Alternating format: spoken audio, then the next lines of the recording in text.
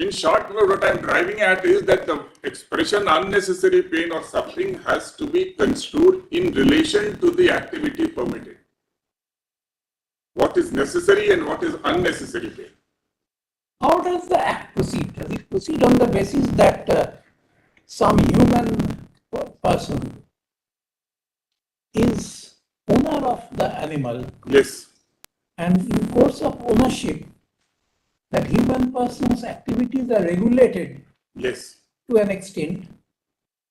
Is that the legal philosophy behind the act? Ownership of the animal by the human person, or animals are taken as a independent entity? No, as in relation to the human being. Yeah. The entire act is prevention of cruelty by whom? By the human beings. The entry, my lord, has been put in entry 17, my lord, very carefully. It's negatively put, prevention. So the legislature will decide, my lords, while legislating under entry 17, what is cruelty they can define, how much pain or suffering, my lord, can be made permissible and what will be unnecessary. It's all within the domain. This argument, my lord, that you are perpetuating the entry is prevention. But while exercising power in that field, the legislature will have to decide what is the definition of cruelty. Any person, if any person, the person can only be a human being. Yes.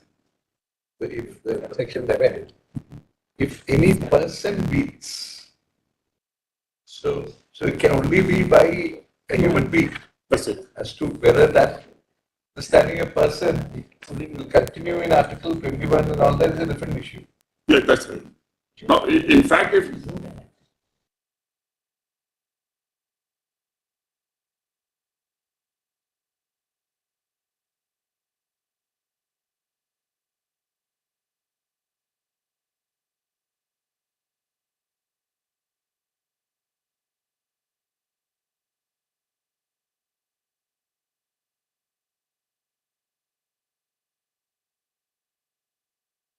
There's a criminal act also. yes. So that there must be, when you do this, there has to be a sort of mens rea, a certain mental framework that you are doing it deliberately. You are so, lacking in compassion. That's right. That you do this. And even the definition of 2A animal, my lord, is in relation to human being. Animal was not a human. 11A also suggests The mens same. rea, because kicks, If somebody is kicking, overrides, human being. overloads, all those torches everywhere. That's right. The very entry 17, my lord, indicates that it is in relation to human being because somebody is being prevented from doing the cruelty.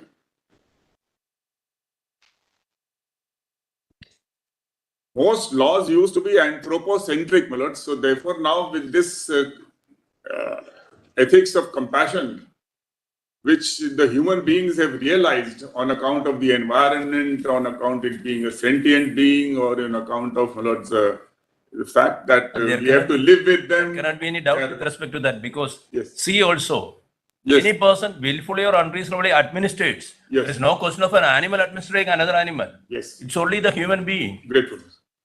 So therefore, it's in relation with human being, and there are activities which are permissible and which are regulated, and there are activities which are prohibited, which are regulated, and there are activities which are prohibited. There are activities which are totally kept out on account of some justifiable consideration about which the legislature has made value judgment.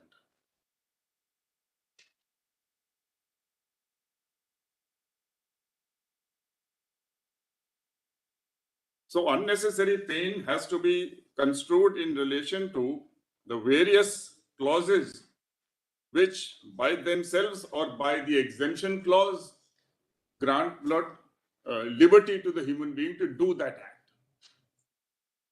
Now, kindly see A11A for a second, Wallace.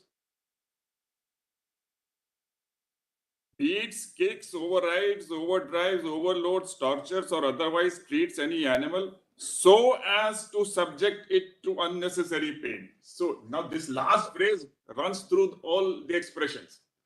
It's not that if the farmer while driving his bull to the farm, to his farm for tilling, if he gives a kick by himself, that will draw the Criminalization Act provision. So as to cause unnecessary pain or suffering.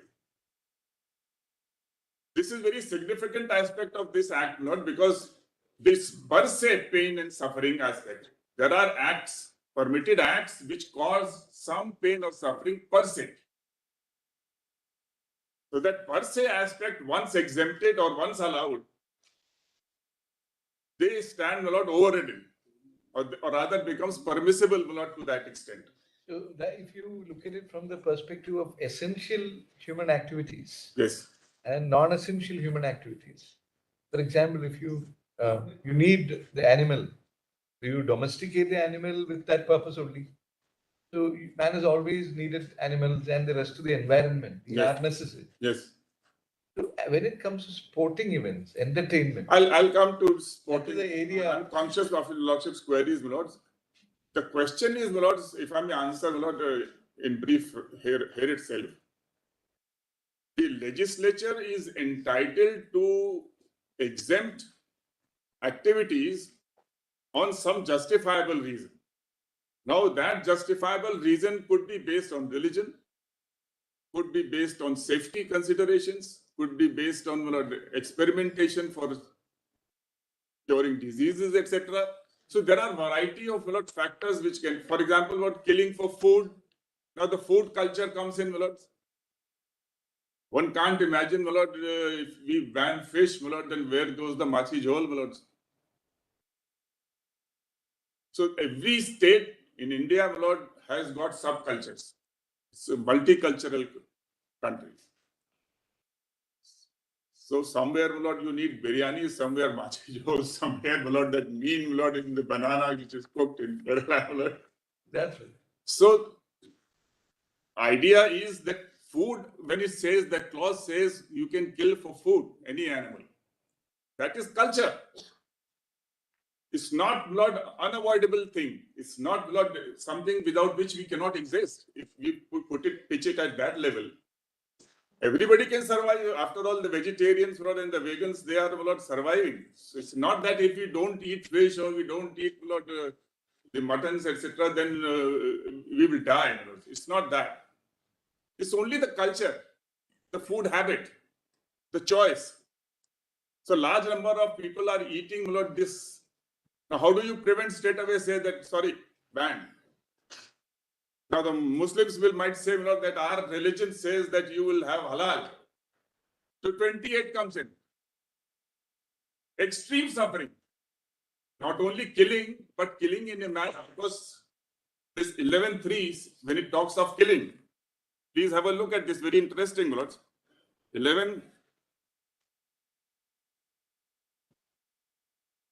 11.1L.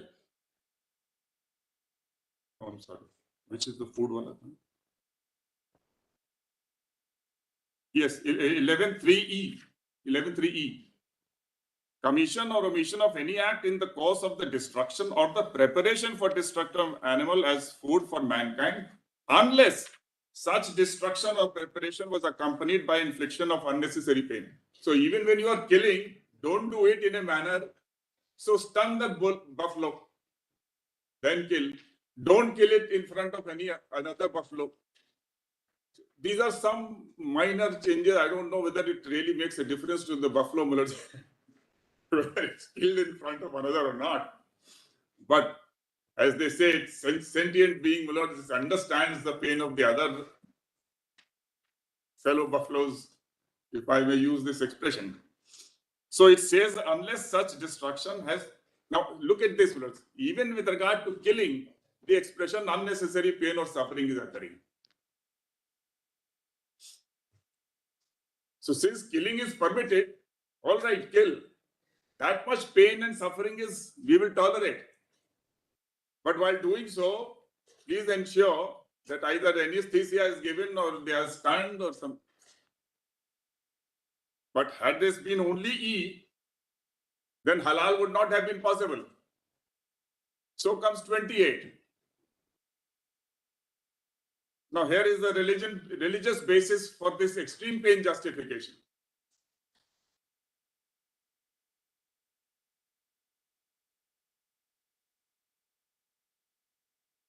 Nothing contained in this act, the whole act is overridden for extreme pain. Yes.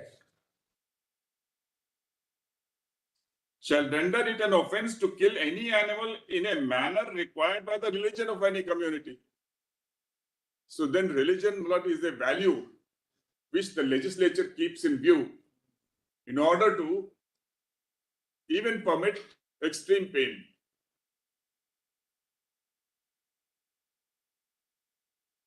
So, argument can be that non A to E. A to E deals with aspects either relating to the safety of the human being, like for example, destruction of stray dogs, for example, then extermination, then research for the real benefit of the human being, and E, which is food, which is considered to be Now- virtually essential. So it's not all safety food is essential, but because of the food culture. For example, you go to the hill area, Yes, as I discovered when I went to Nainital, yes. I found that contrary to the practice in Kerala, where the Brahmins don't eat meat, I was in for something like a rude shock, and I found many of my colleagues Yes, in the hill areas. helping. So they eat it. So the culture is because the weather. You go to the Arctic, for example. Can you survive on vegetarian food? Maybe you can. There are people who. No, those who are vegetarian, they course, remain vegetarian when they go abroad. But the conditions are so, the protein you need. So that's how culture is born. So over a course of year, people living in a particular environment, Correct. necessity of environment or habit. Because when we are born, if our family is eating, generally, the Without meat progeny also, without meat, one can survive. I am a living example. Yes. Yes. Man or human beings started as non-meat eater. Yes, they were hunters. Was. So we Then- are all hunters actually. That's right. You Then read food gathering, then agriculture. But so things have evolved. Many have continued. So now we have more variety, more choices. And therefore, the food habits, the food culture is. So this is entirely food culture. So culture is definitely a basis, on the basis of which an exemption can be granted. Your taste buds actually dictate. Yes. You see, when you find cooked non-vegetarian food on the plate, on the table, it is your taste buds which sends a signal to your brain. That's right. You're used to a particular taste. That makes you comfortable. Euphoria in your brain. So, from taste neutral when we are born, we move on to some acquiring of taste. That's right. And the point is, which I'm making,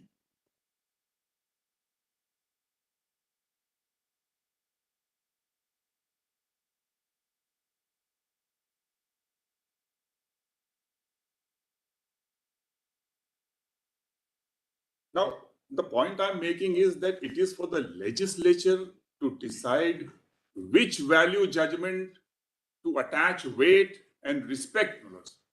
Once they decide that on account of religion, we will tolerate extreme pain, that's a value judgment. Nobody can. Lord, we all know even religion has evolved and should evolve. We can't keep on saying that age-old practices, all some of them, initially may have been good, but today, from our understanding, are evil. So religion also must evolve. But is it a stage where we have reached where we can say that 28 needs to be deleted? It's for the legislature to decide, but we have reached that stage or not. A whole complex life is to be considered for that purpose. There's so much meat industry is there, employment is there, and so it's a huge complex. Very correct. The question avoidable, whether it is avoidable alone cannot decide this. Yes. Because vegetarian survives, and That's therefore right. that cannot be a reason one can say in the strict sense. That means even without meat you can survive. That's right. But that cannot be. So this essential, non-essential, avoidable, unavoidable, this classification, my lord, which was made in the previous judgment is completely erroneous. That doesn't, my lord, come out from this. And Are you arguing that yes, there can be categorization, but the legislature must do it? That's precisely my submission, my lords. It is for the legislature to pick up a value, make a value judgment with regard to a particular activity, look at the people's, my lord, habits, the people's culture, their lifestyle, the pattern of living. That is culture. And you take note of all those things and then make a value judgment. Is it the right time, my lord, now to do it away, eliminate it, or to allow it? Allow it, then in what manner to allow it? All this is prevention of cruelty. Every cruelty cannot be abolished straight away. But this value judgment theory, it is bound to change with a flux of time. Yes. With understanding. Of course, my lords. So therefore, it can never be static. No, it's certainly, I totally agree, my lord. Everything evolves. I'm myself saying even religion must evolve. But the point is, my lord, can, in exercise of judicial review, the court, my lord, with all these imponderables, complex factors, is it possible at all, my lords, to put it on a balance?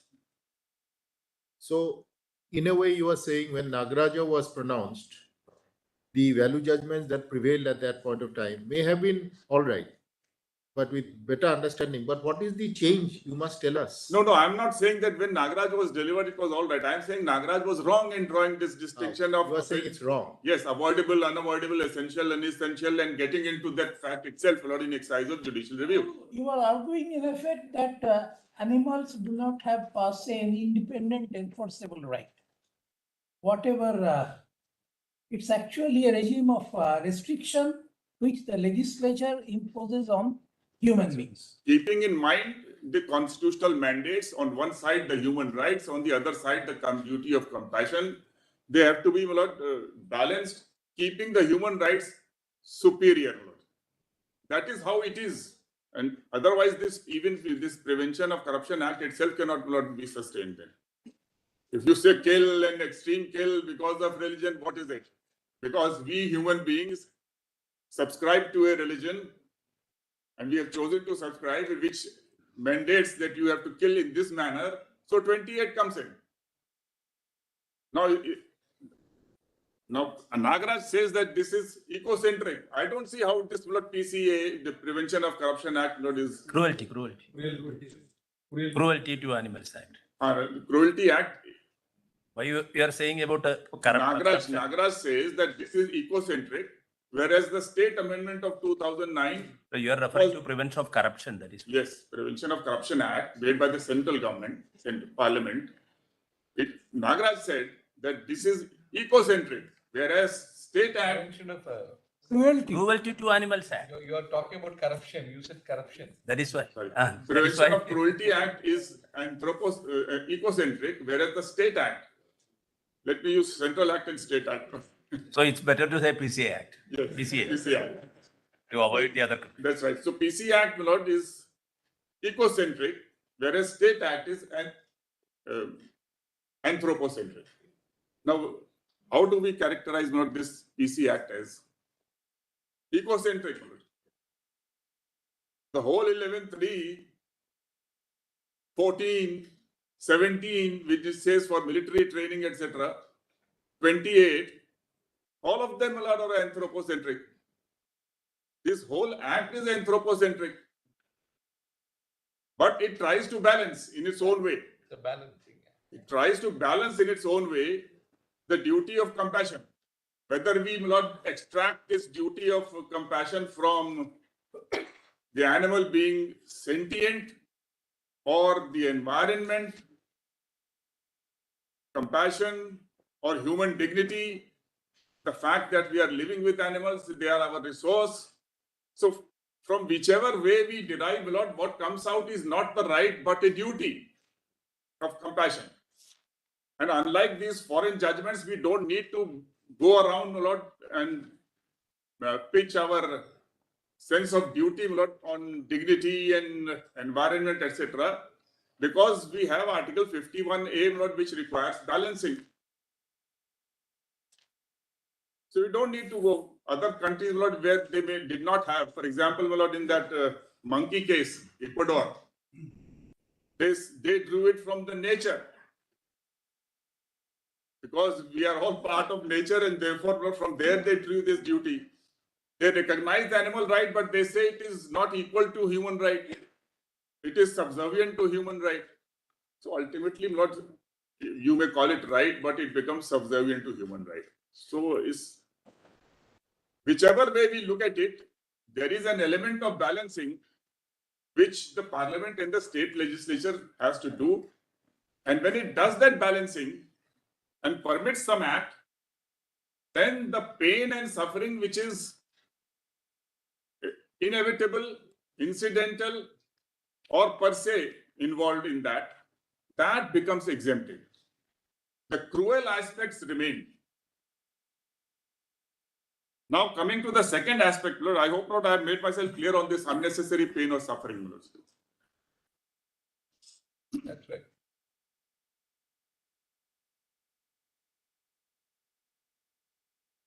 In fact, if your lordship will look at 11.1d, 11.1d, conveys or carries whether in or upon any vehicle or not in any such manner or position as to subject it to unnecessary pain or suffering. So when you carry it on a vehicle, my lord, you have to chain it. Some pain or suffering is inevitable.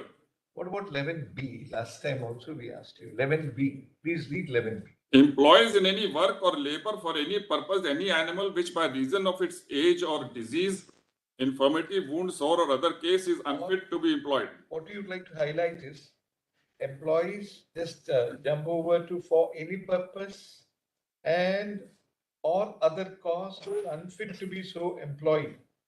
Permit? Yes. Now here if you just use for any purpose. Other cause, my lord, will have to be read ejusdem generis, my lord. So other cause is when the bull is naturally not, suited for, that's what this is Radhakrishnan discusses. No, that in my humble submission, my lord, look at other cause. Lord, ejusdem generis has to draw, the bird will have to draw the color from the preceding birds. The birds of feather flock together, my lord. Or other cause is very wide. Other cause is wide, but every time when the words are other, otherwise, or for other causes, then my lord, one has to look at the previous words, namely disease, infirmity, wound, sore, something, my lord, which is the body itself is suffering because of ailment.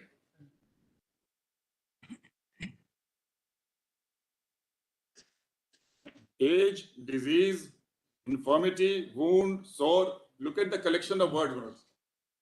That depends on your, dynamics of your interpretation. You want to place a dynamic interpretation suited to welfare of the animals. You could say, like, when it's afflicted with gross fear. That is the whole, see, ultimately. Now, let me take the subsequent expression. Yeah. Because of other cause is unfit to be so employed. Unfit. So before employment, he is already suffering from, not after employment. It says, for other cause is unfit to be so employed.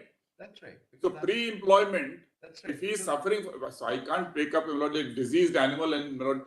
Because it means from your previous experience, you have watched how the animal reacts when there are cheering crowd, whichever way you put it, and of all that they did in Nagaraja, which you have removed now. But still the substratum of fear remains. That you let loose the animal. That's where the animal is surrounded by about 14 men. I understand, Lord. But that's where I'm submitting, Lord, that once the legislature exempts the value difference, then the pain and fear element, Lord, which is inevitable and inherent, that is what the exemption is taking care of. The per se pain, the inevitable pain and fear, or the incidental pain or suffering on account of the activity, that is what is taken care alone. I'm emphasizing the word alone, Lord, so that the cruelty, extra cruelty aspects, Lord, are eliminated. That is the reason you have a veterinary doctor. Yes. And you take the fitness. Yes. And only after the fitness Cleared, then only he is permitted yes, to participate. I'm grateful. That is the subsection 3. Yes. But then what will the veterinary doctor certify about what the bull is going to experience? So then it will fall under necessary Unfit fit. because of Yes. disease, otherwise, that is sufficient. That's my humble The submission. animal is fit. That's how this unnecessary word, we have to attach some. See, there is a thing called post-traumatic stress syndrome. It is one of the well-recognized psychological psychiatric disorders. Supposing you had gone through a harrowing experience in life, human beings, Yes. there is even the hint of a resemblance of a repeat happening, going to happen. It can trigger that stress syndrome. In London, in fact, a person committed murder and then he set up this defense. He said that immediately I went back to that experience. I thought it's going to come, and therefore I did. The stress. So, my Lord, my submission still remains the same, my Lord, with respect, my Lord, that stress, that pain, that fear, which is inevitable, incidental, Lord, on account of the activity which has been permitted by the legislature in its wisdom, and decriminalized it. That's also very vital, Lord. 28A, which my learned friends were emphasizing all the time, Lord. 28A, it is no more Jallikattu, conducting Jallikattu is no more an offense. Now it is the legislature's domain, Lord, to criminalize or not to criminalize. 28A is a standalone provision. Nothing can compel the legislature, Lord, to criminalize it, to make an offense. Even if other provisions are ignored, Lord, there is no offense now. That is standalone. Now, may I come, Lord, with this to 11.3? How do we look at this non-obstante? And this is in the context of my Lord's query about 11.1 being overridden, my Lords. And that if my submission, my Lord, founds its comments to your Lordship, Lord, then that will take care of 254.2 also. Do you have a Sorry. standalone copy of the Tamil Nadu amendment? Yes, it is annexed, Lord. It is. No, annexed. He just wants a slim copy. Yes. Each time we don't have to go through. Okay, all right. That is cruelty to the judge. That is why this expression is used as standalone. Necessary pain. Standalone. That's unnecessary pain. Can be avoided. Each time we go through it, where is it? Everybody. Alex is in the Everybody. Get a print out of it. Avoidable. Avoidable.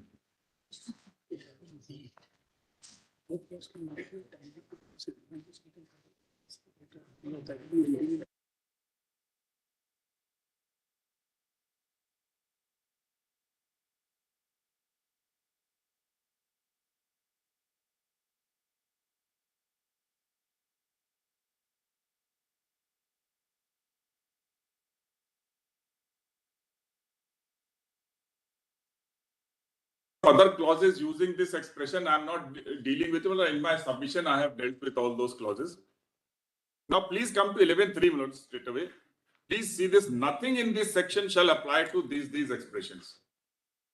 I am taking this, the first expression, dehorning of capital. Dehorning of cattle. Does it mean, my lords, that while I am taking my cattle for dehorning, I can keep on brutalizing by kicking? Obviously, Not much. In the Doberman breed, there is a detailing of the a particular breed also. Now look at castration. Just one.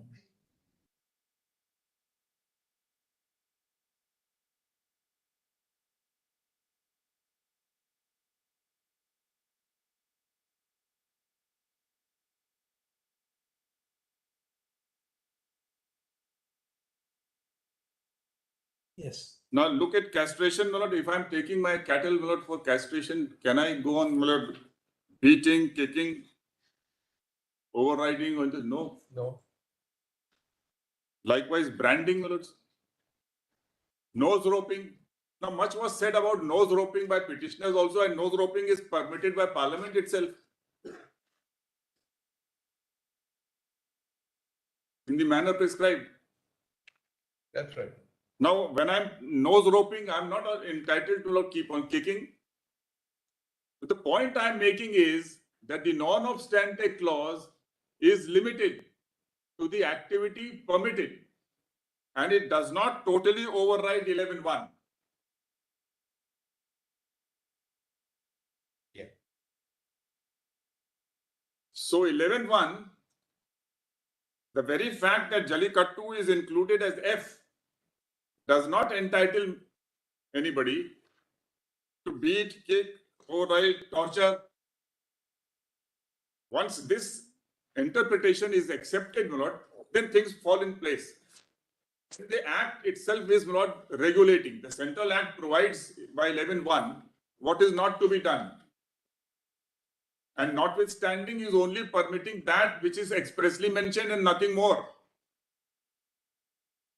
Yeah. Now, there is a judgment of your lordships where your lordships have explained how to read, my lord, a non-obstante clause. 2009 4 SCC 94.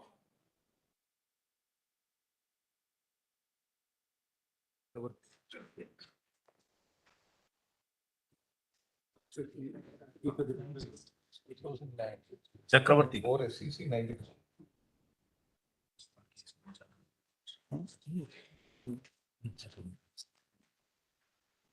Central Bank. Swami decision.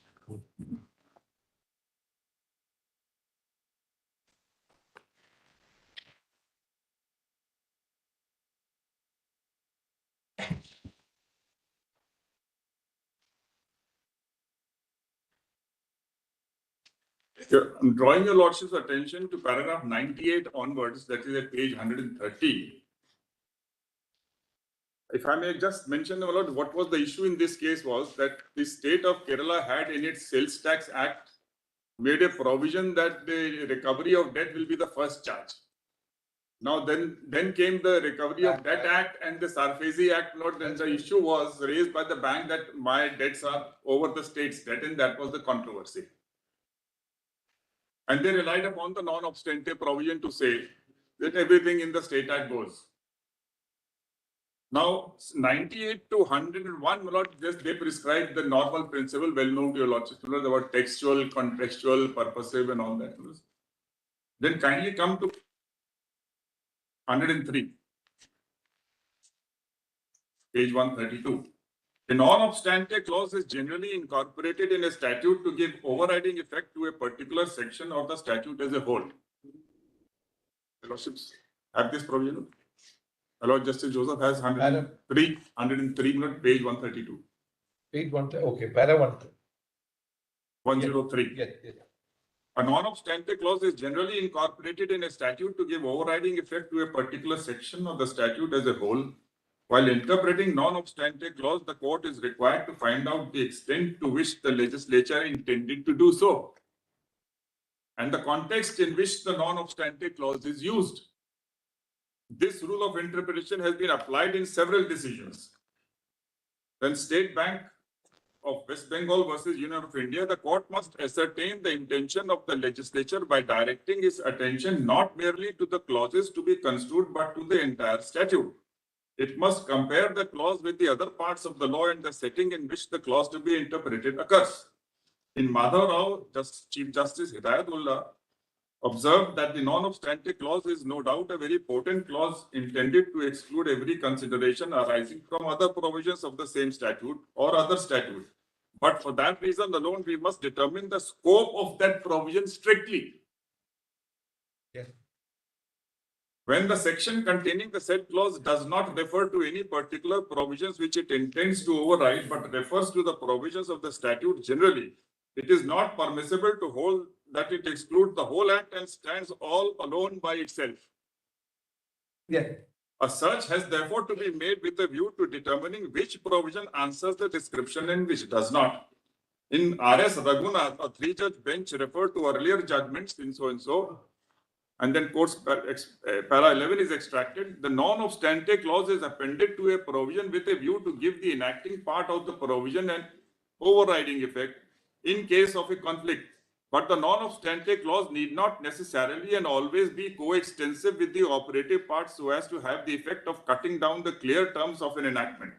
And if the words of an enactment are clear and are capable of a clear interpretation on a plain and grammatical construction of the words, the non-obstante clause cannot cut down the construction and restrict the scope of its operation. In such cases, the non-obstante clause has to be read as clarifying the whole position and must be understood to have been incorporated in the enactment by the legislature by way of abundant caution and not by way of limiting the ambit and scope of the special rules. In Varadarajulu versus State of Tamil Nadu, then the extracted portion, it is well settled that while dealing with a non-obstante clause under the legislature wants to give overriding effect to a section, the court must try to find out the extent to which the legislature had intended to give one provision overriding effect over another provision. Such intention of the legislature in this behalf is to be gathered from the enacting part of the section. In Ashwini Kumar Ghosh, the enacting part of a statute must, where it is clear, be taken to control the non-obstante clause where both cannot be read harmoniously. The DRT Act and the securitizations were enacted by Parliament in the backdrop of recommendations made by so-and-so. Then kindly have the next page.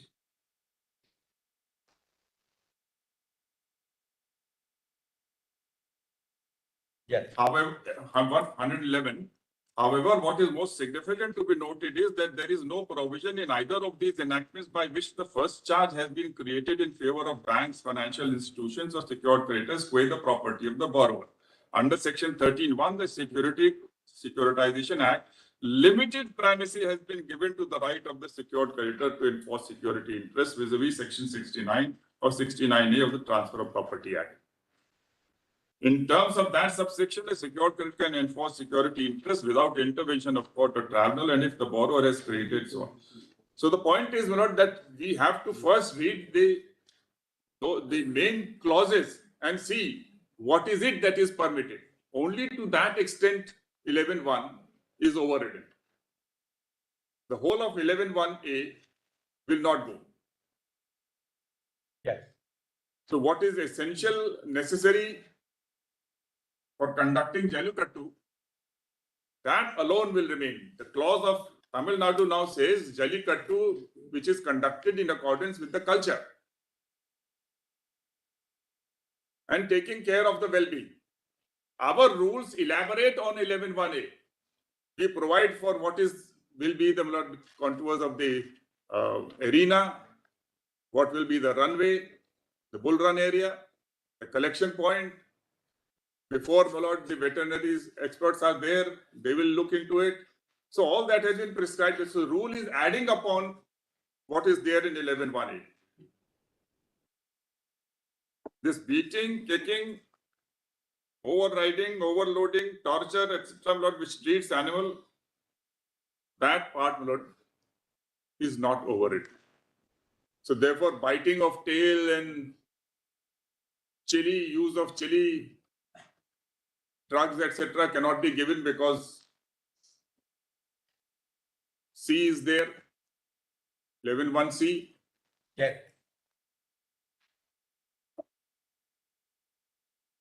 So these three aspects with regard to the Act, I wish to point out, Milords. Yes. And if I am right, Milord, then on this, then what follows from this is that when our Act was sent to the President under 254(2), now the Act itself is showing that we want to insert exemptions in these provisions. The bill is very clear. And the bill is seeking to insert that exemption in the PC Act. So the President is fully aware that at what point there is a contradiction and what exemption is being sought and where it is being inserted in the PC Act. It is not at all necessary, at that stage that the rule should have been done. What is the rule doing? The rule is not either reiterating what 11(1)A is there, or it is expanding on this prescription about the space. Giving of water, ensuring water is given, 60 square feet for each animal. So all those things are additional. So whether that rule is added upon or subtracted upon, ultimately 11(1) was clearly there as a protection, preventing unnecessary pain or suffering. The Prevention Act of 1960 it repeats with the 1890 Act. Yes. Now, the 1890 Act is essentially, you will find, it's almost the same. But a committee went into certain inadequacies. Like the board was formed, So, which do you was have not a- there. Do you have a report of that committee? Have you gone through the committee? What is it that led to the amendments? In the SOR, my lords, This is 1890 Act. the statement of object is there in the beginning, my lords, that mentions to some extent. That's right. No, it's essentially the same, We'll get, yes. except that a very treating animals cruelly is a title, section 11. Yes. The earlier section was penalty, but ultimately it is a penal provision. Yes. It tended to create an offense. That Salmon, when he said that when somebody in interpreting the laws in England, which virtually are reflected in India, you create a duty, and if you violate the duty, it leads to an offense. That doesn't mean that a right is created. Yes. The distinction between, because it is for the purpose of defining an offense, that the section sets out what constitutes offense. Creating the offense by itself doesn't create a right in favor of the animal. And Salmon goes on to say that in the Eastern countries, like we are, they have rights for idols, and that specific rights are created in favor of rights. Yes, those rights were created as long custom. Long. Yes. But in law, jurisprudentially, there can possibly be no obstacle in creating rights for animals, is what Salmon says. So certainly, not by statute, certain rights have been given. That, namely, one right is that unnecessary pain or suffering should not be there. No, but it's not a right.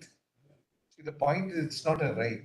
You have to understand. That comes out as a It duty. is a duty on the Yes. human being, That's right. which I if you stand- violate yes. leads to him being punishable. That is different from a right. But if an act dealing with the animals not wishes to create a right, statutory right, it can. It can.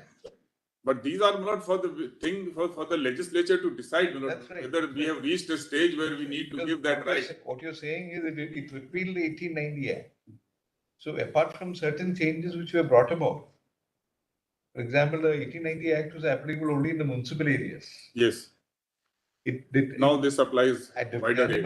Animal was defined differently, captured, etc., etc. Now it is expanded the meaning of the word animal. Yes. So there have been improvements, but the essential substratum remained the same. Same. The only change that is brought about is with the onset of the Constitution. Compassion, Article 21, whether it is attracted and things like that. Even that compassion comes much late, not in the That's beginning. right.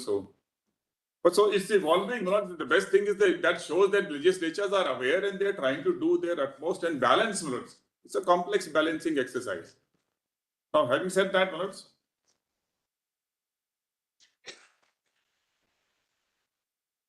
the next aspect,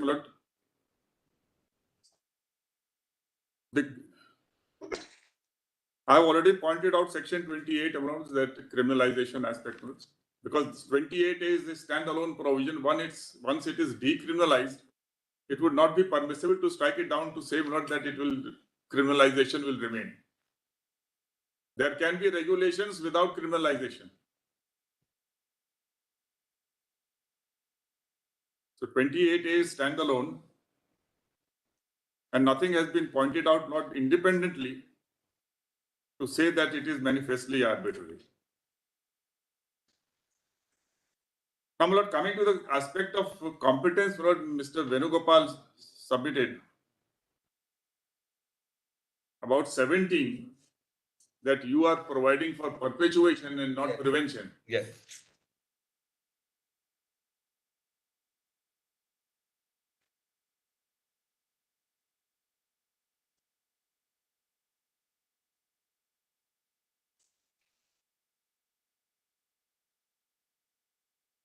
Yeah.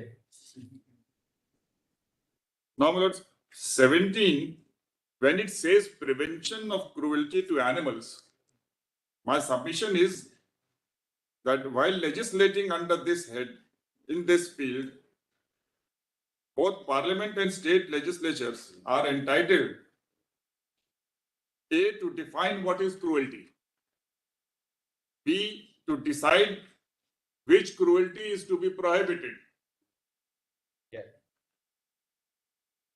and C, which aspects of cruelty are those which are merely to be regulated,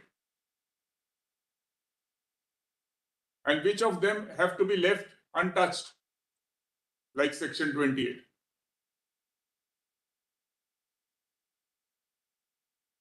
So therefore, it can't be said that if the parliament, I am taking the original act, if the parliament decides not to regulate a particular activity which is covered by 28, then it cannot be said that the parliament is perpetuating cruelty. It is just that that cruelty is based on religion and parliament doesn't want to regulate it. So this entry 17, when it talks of prevention, it is necessarily implicit that the legislature will have all this power, panoply of powers. This field is not a limited field that every time, for example, supposing Parliament had not made Prevention of Cruelty Act at all. So all these cruelties would have continued. Can they come to section 428 and 429 of the Indian Penal Code? Yes. 428 and 429 of the Indian Penal Code.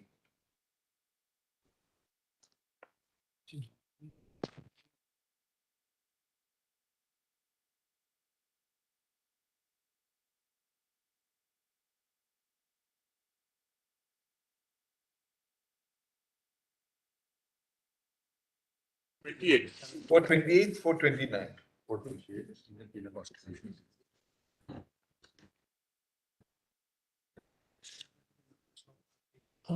Those things like.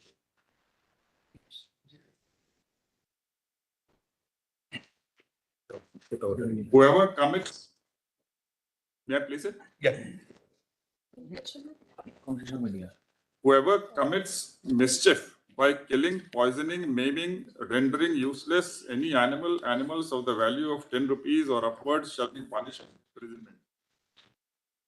Either description for a term which may extend to 2 years or with fine or with both. Then 429 says, whoever commits mischief by killing, poisoning, maiming or rendering useless any elephant, camel, horse, mule, buffalo, bull, cow or ox, whatever be the value thereof, or any other animal of the value of 50 rupees or upward shall be punished. So these provisions remain, Millers? You know, what you wanted to bring to your notice was, if you come to section 11 of the Cruelty Act, Yes, Millers. it's an 1960 Act, it's after the Penal Code. If you come to 11L, Yes. now it speaks about Mutilates any animal or kills any animal, by including using stray the dogs, or any other injections. unnecessarily cruel manner. What we are concerned with is, he shall be punishable in the case of a first offense with fine not to exceed 10 rupees. Yes. So if he does it for the first time, if you have the choice of applying section 428 or 429, under the, ironically, the act which is supposed to take care of animals, it visits him with 10 rupees. 10 rupees. And there you can punish him for 5 years. So which will survive actually, whether after the enactment of this 1960, both are by the central government, both by the central parliament. No, both will survive, not because the first part of L talks of the use of method of strychnine injections. Or any other manner. Or in any other manner. So that's widens. So any other cruel manner. So if you look at the irony of it, if you do it in a very cruel manner, you will be punished with a lighter sentence. Whereas if you kill in the manner provided in the section 429, it can go up to 5 years. Yes. I mean, we find it a little.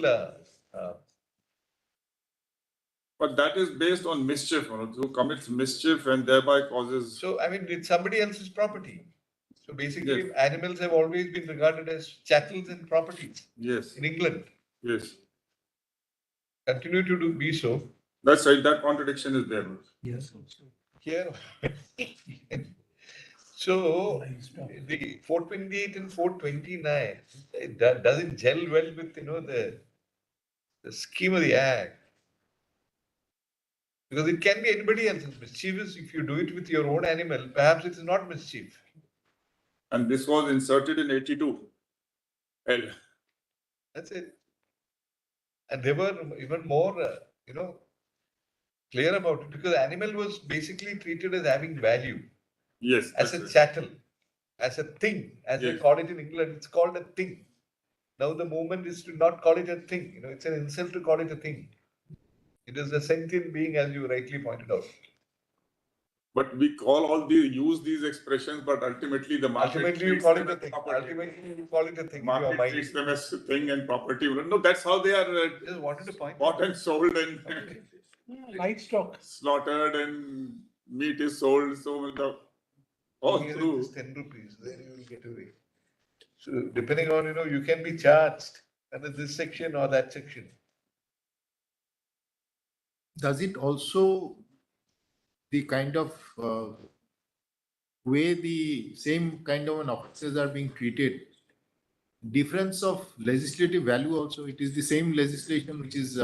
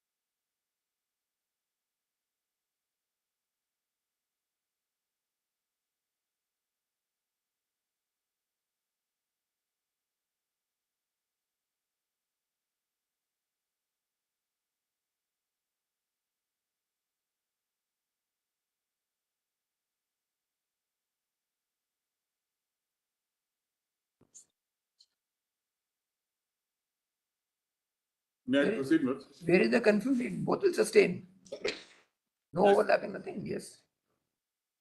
Any offense if committed under the IPC, in addition to what is the offense is punishable under the Act, will you have to face the consequence. Where is Oh, the- there can be a charge under both. Yes, if you commit any kind of offense under the IPC, you have to be equally punished. And all Okay, those sir. questions will arise, Lord, if and when somebody questions, Lord, that which, because of Article 20, which one, Lord, will be. For our present purposes, Lord.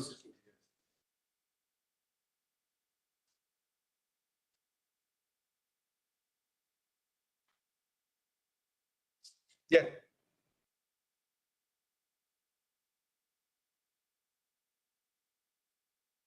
So I was on entry 17, Lord, of the Constitution. Correct. And my respectful submission was, Lord, that this entry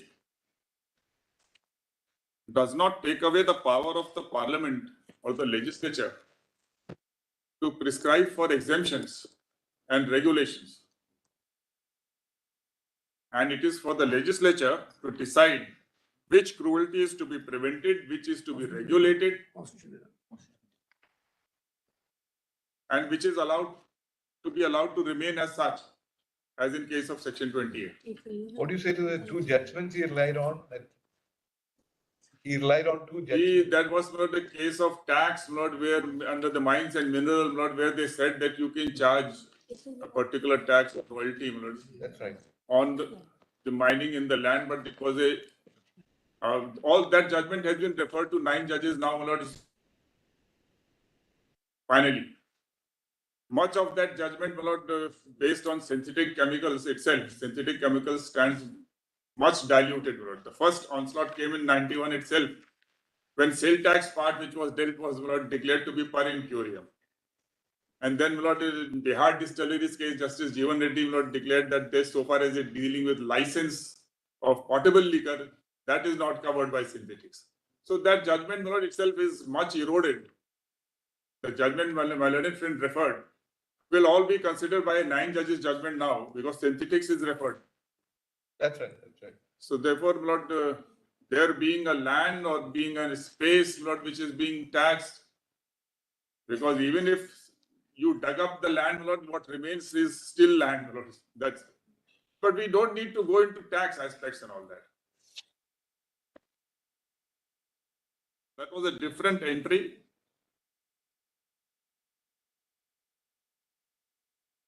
And I'm putting a question, supposing Parliament had not made the act at all, my lords, then whatever was going on would have gone on. Then possibly 428, 429. Yes, 428 would have applied.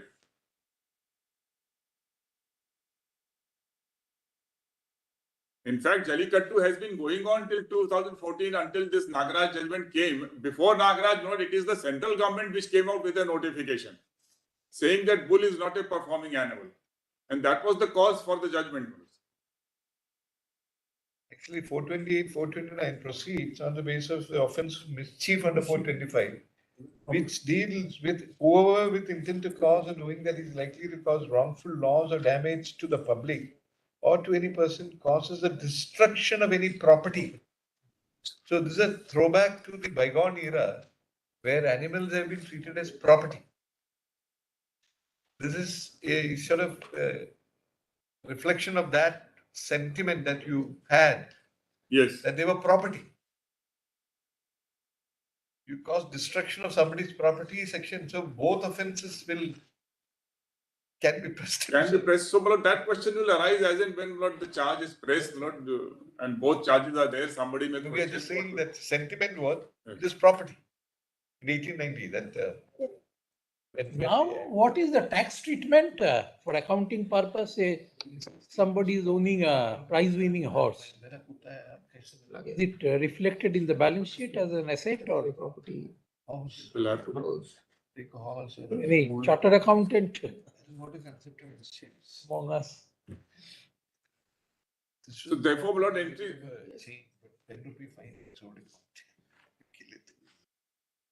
The law is, Lord, that entries have to be construed liberally, widely.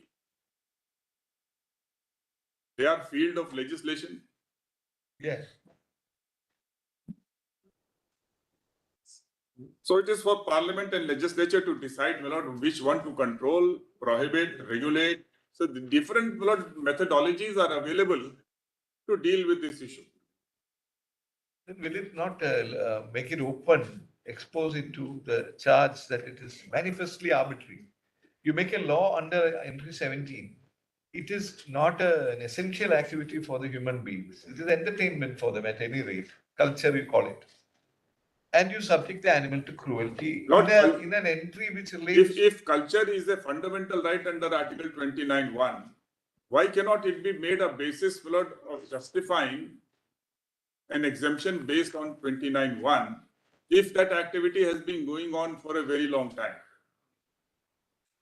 In a particular season, without, my lord, variation. Since ages.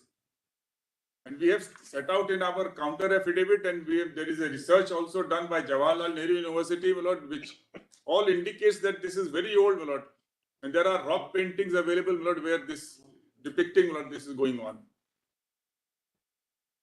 And even Justice Radhakrishnan doesn't say that it's not culture. He says in the form in which it is being done, it's not. So he's merely pained at the cruelties which were being practiced. And that led to this. Certainly, we have to make all out efforts. What is the material for culture which you have? Yes, I'm coming straight to that. But right now, 17 is very wide. And incidentally, I may also point out entry 33, my learned friend pointed out entry 15, kindly see entry 33 list 2. Even if we take it as a sport or entertainment, Yes. Possibly treated as assets.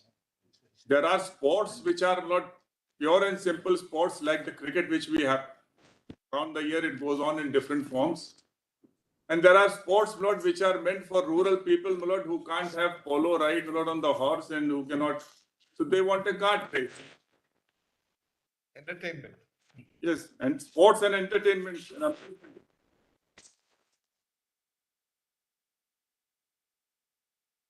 But it has an aspect of prevention of cruelty. Therefore, Lord 17 also gets attracted.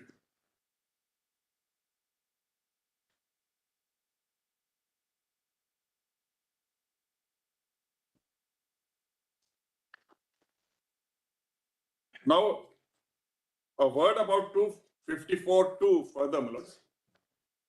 As I said that the Principal Act 11(1) survives, so that was there. The assent was properly given. No necessity at all for the rules being submitted.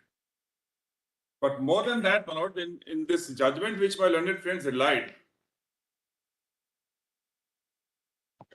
that is Kaisare Hind. Lord, if your lordship recollect in Kaisare Hind, what happened was there was a Rent Control Act made by Maharashtra. Now it was conflicting with Citation. 2002 volume 8 SEC 182, which is at serial number 20 of petitioners compilation.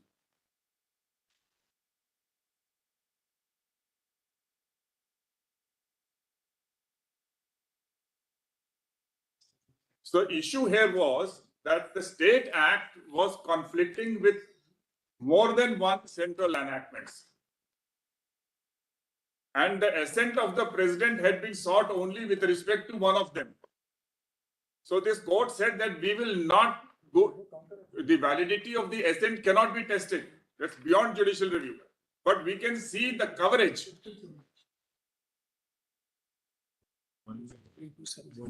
Malad, we are a little confused because Mr. Dwivedi keeps referring to a counter affidavit. We are in the first matter, while learned friends are in some of the other matters. We have never received a counter affidavit of any kind.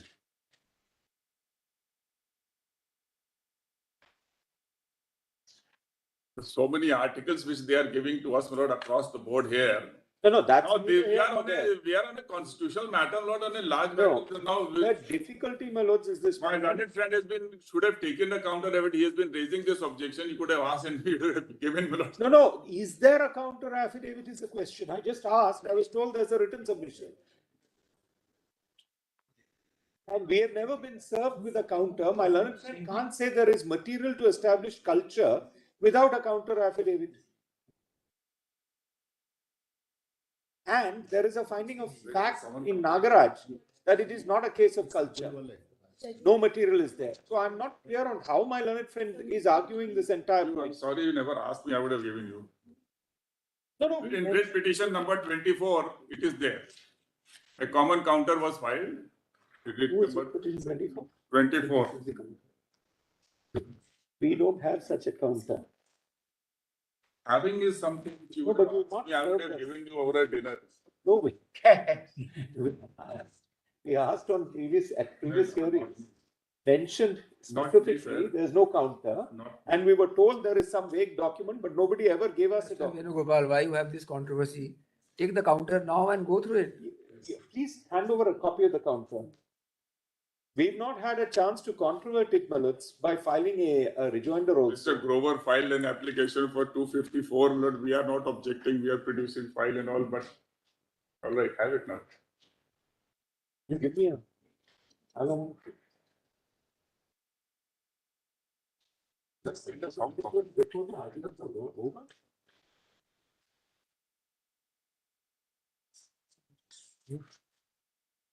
Kindly have paragraph 25. Yeah.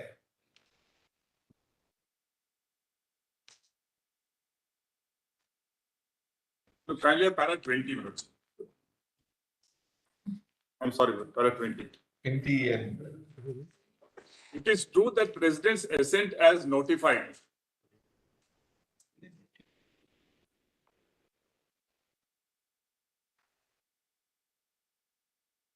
in the Act nowhere mentions that assent was obtained qua repugnancy between the state legislation and specified certain laws or laws of parliament. But from this, it also cannot be inferred that as the president has given assent, all earlier laws or laws on the subject would not prevail in the state.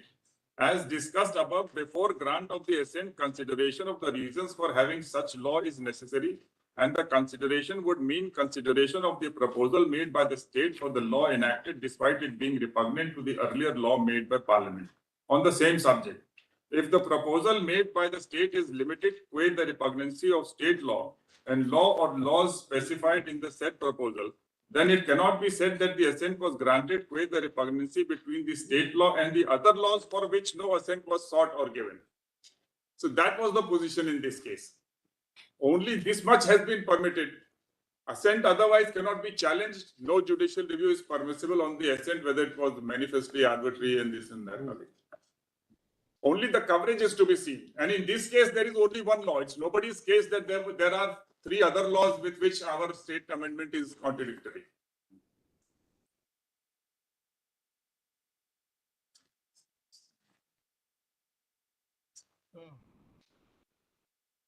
We have not walked considerable length as regards pleading is concerned, but in para 30 minutes of my written submission at page 12, I have given a judgment 2004-6 SCC, which says that there must be a clear pleading challenge. But of course, they have moved an application now, if your lordships are willing to entertain. But I have argued on the basis of first principles. so you didn't complete the citation 2004-6 SCC, page 36, paragraph 38 and 39. And that is contained in volume 3 of the 3 volumes which were given by Mr. Sibal yesterday. I have given the pages, etc. at page 13 of my.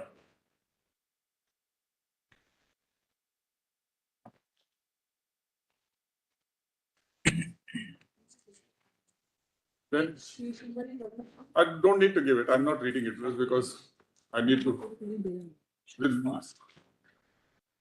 Should I read it? Be faster. Yes, I'm therefore moving onwards. I don't want to read this. I was myself looking at the watch. Now coming to culture,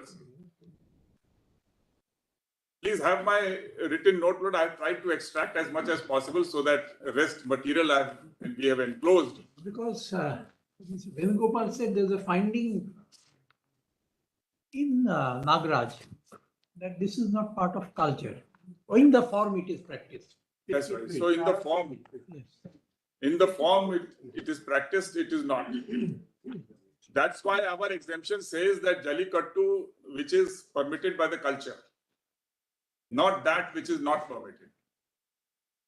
Para 53, 55, 4, which your lordships are referring. Yeah. Now, my first submission is that fact that it is part of the culture has been legislatively determined by the State of Tamil Nadu's legislature. That determination is contained in the legislation itself. So there is a legislative determination. Number 2, that determination is endorsed by the President's assent.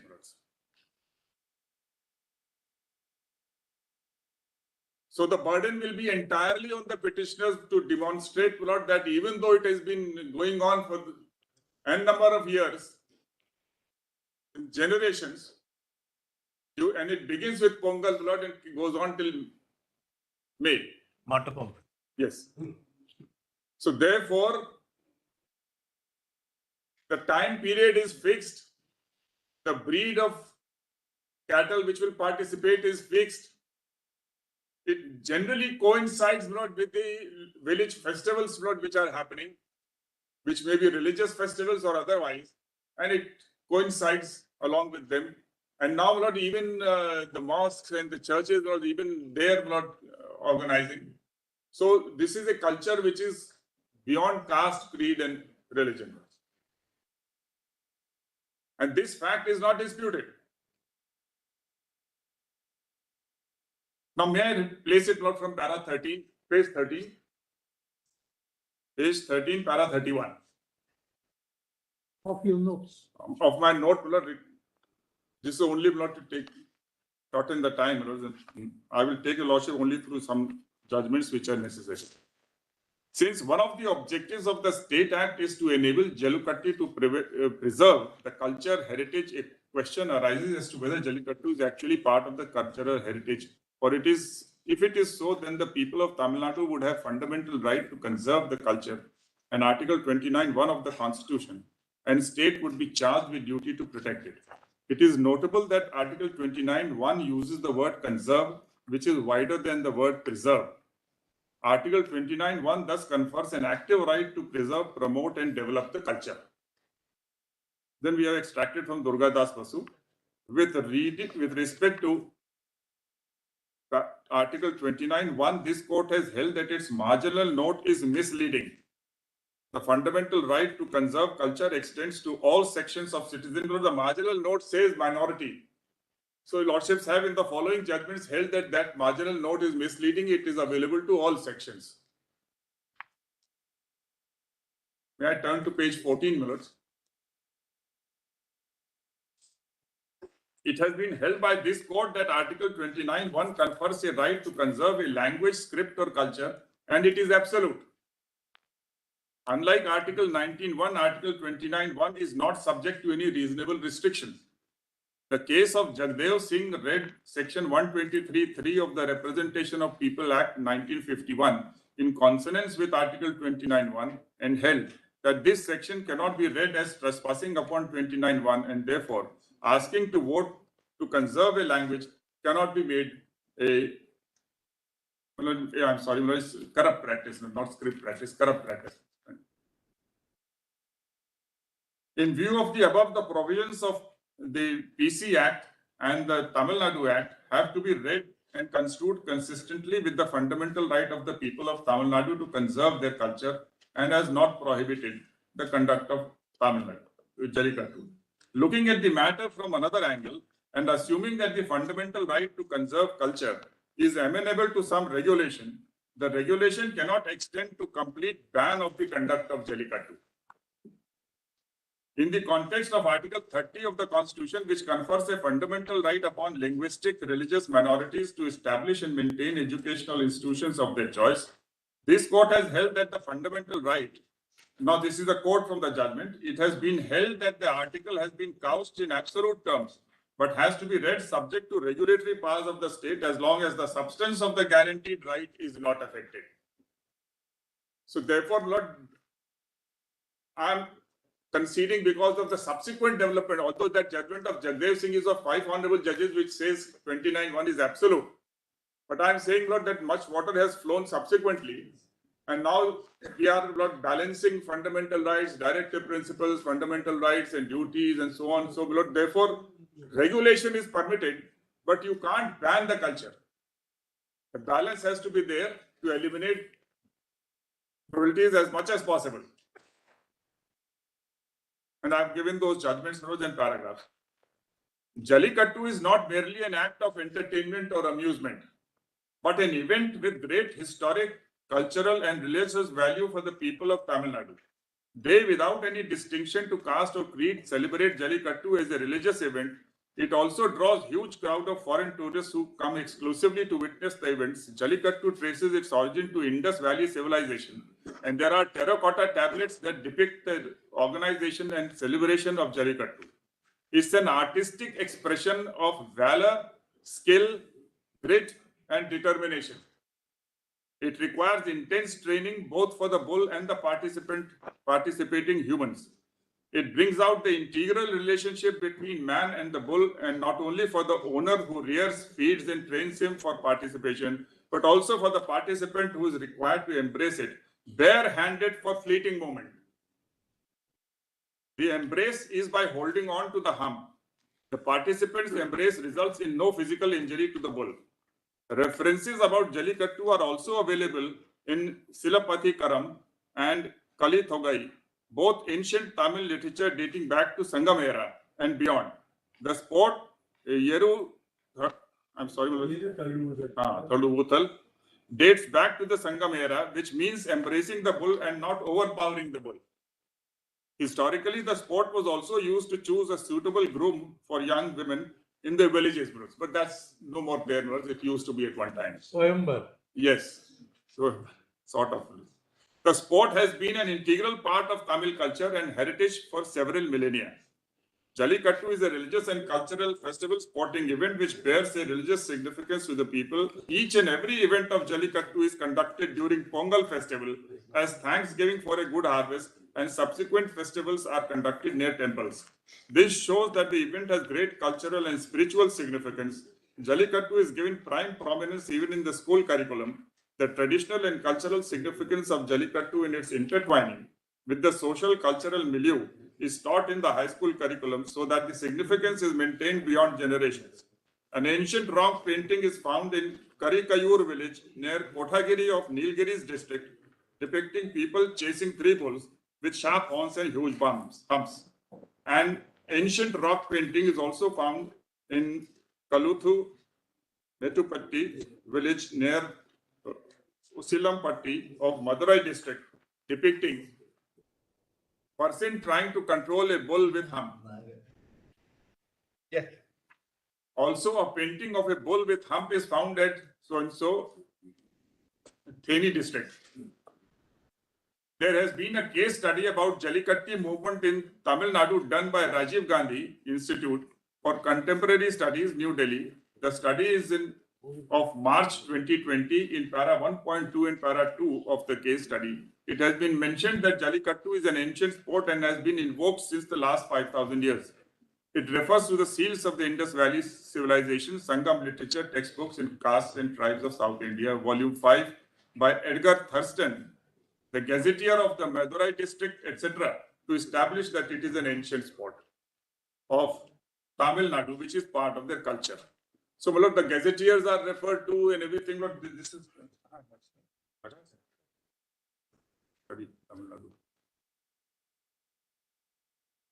now, the question with regard to 29.1, when we look at 29.1, for a second, if your lordship looks. Yes.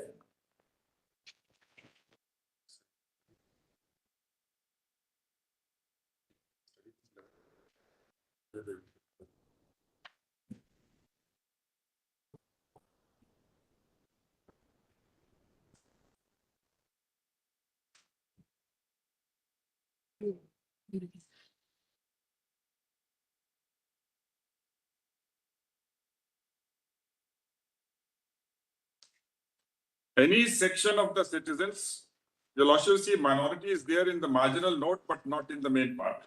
Any section of citizens residing in territory of India or any part thereof having a distinct language, script or culture of its own shall have the right to conserve the same. So how do we understand this culture is the question. Given the facts which I have mentioned, and that's what I've tried to deal with in page 16 of my note.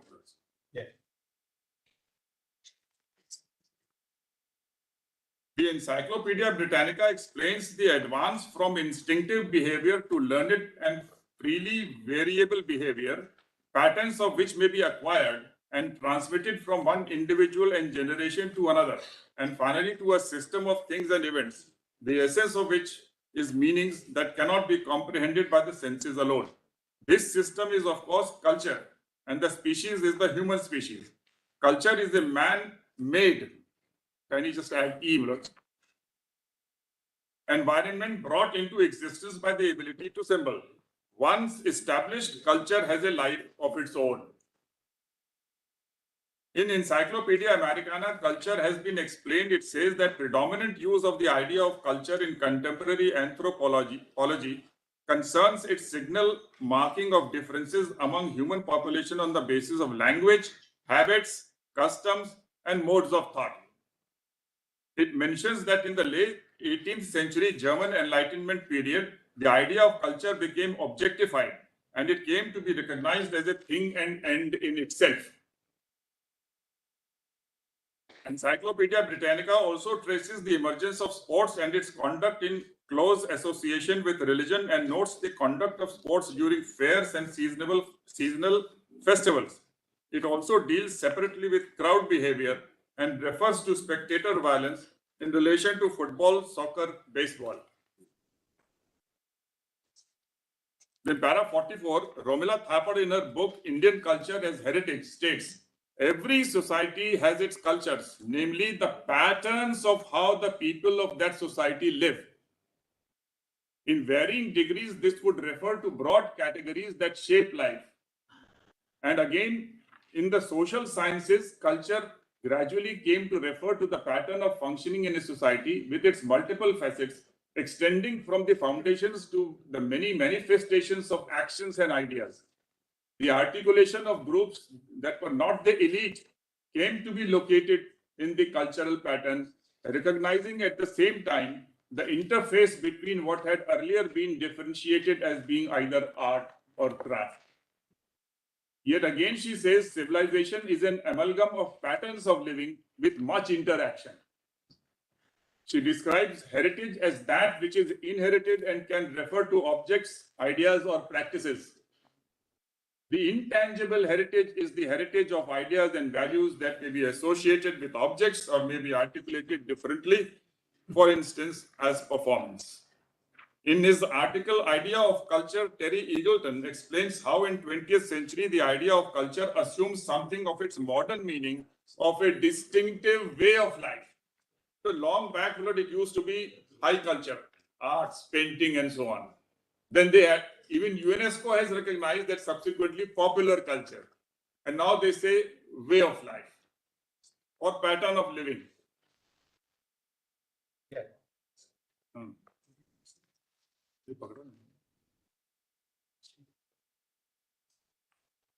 So these articles from Thapar, etc., I have passed on to your lordships. I'm not referring to that because I have elaborated.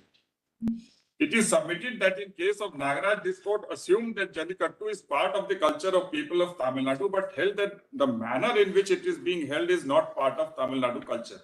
The court did not examine the impact of 29(1). Therefore, that judgment is not decisive of the present issue. Evidently, the state legislature is not only legislatively competent, but justified in protecting the fundamental right of people under 29(1). Okay. Now, this is important, Lord. Para 47. In the Constitutional Court of South Africa, it's an 11 judges judgment, and it was all about the stud which a girl was wanting to wear in the school. And she was a Tamil girl. In the Constitutional Court of South Africa went into the concept of culture and its relation to religion in the context of the entitlement of a female student to wear a nose stud in school. The school had refused exemption from the prescribed uniform. An 11 judges bench observed that culture generally relates to traditions and beliefs developed by a community, and it can have a great deal of overlap with religious practices. With respect to the student, the court held that even on the most restrictive understanding of culture, Sonali is part of the South Indian, Tamil and Hindu groups, which are defined by a combination of religion, language, geographical origin, ethnicity, and artistic tradition. Whether those groups operate together or separately matters not. Combined or separate, they are identifiable culture of which Sonali is a part. It went on to hold that cultural convictions and practices may be as strongly held and as important to those who hold them as religious belief. So this is very important, my lord. It's not what we think, my lord. We have to see whether the people of Tamil Nadu, my lord, think that this is part of their culture. Are to those who incline to find meaning in a higher power than in the community of people. It said that cultural identity is one of the most important parts of person's identity precisely because it flows from belonging to a community and not from personal choice or achievement. And belonging involves more than simple association. It includes participation and expression of the community's practices and traditions. The practices and beliefs could differ from person to person within a culture. The particular practice need to be a mandatory tenet and need not be a mandatory tenet and could be a voluntary expression of the Tamil culture. The right to culture would protect the voluntary practices which are part of the culture. So this is an 11 judges South African court dealing with a Tamil girl. Then an article by Professor Chow from Hong Kong published in Human Rights Law Review. I have chosen this not only because it deals with all the UNESCO and everything. Deals with elusive notion of culture in the light of Universal Declaration of Human Rights, the works of UNESCO Committee on Economic, that is CESCR. He classifies culture as high culture, B, popular culture, C, culture as a way of life. This finds support in the writing of O'Keefe also. He explains how the concept of culture has expanded to include popular culture and culture as way of life. According to him, the meaning of way of life is very close to a group's habit of behavior, living style, or the worldview representing the totality of persons' encounter with external forces, affecting his life, that of his community. In short, the sum total of material and spiritual activities and products of a given social group, which distinguishes it from other similar groups. It is no more limited to the notion of high arts and popular culture and acknowledges the distinctive features of way of thinking and ways in which people's lives are organized. This is accepted by UNESCO in its report 2001 titled Our Creative Diversity. Therefore, culture is no longer a consumer product, but an expression of the identity of an individual or community, including distinctive features, ways of thinking, and organization of people's lives. In the present case, apart from the material placed through counter affidavit, there is legislative determination. I've already mentioned that. Then when a Jallikattu event is organized during and around Pongal festival, the Tamil people not only participate in the cultural activity, but their participation is actually a cultural expression of their identity and also part of their human dignity. It is much more than an ordinary sport having a religious connect. The State Amendment Act consequently carries out the positive obligation of protecting the fundamental rights of the people of Tamil Nadu, not only in the Article. Jallikattu is held how many times in a year actually? Sorry, Milord? How many times in a year is it held? Only once, Milord, then from 14th of January, the Pongal, Milord, or the Bakar Sankranti as we call, Milord. Correct. And up to May. Up to? May. And once in a village. That is immediately after the harvest. Yes. Yeah, only from January to May. May.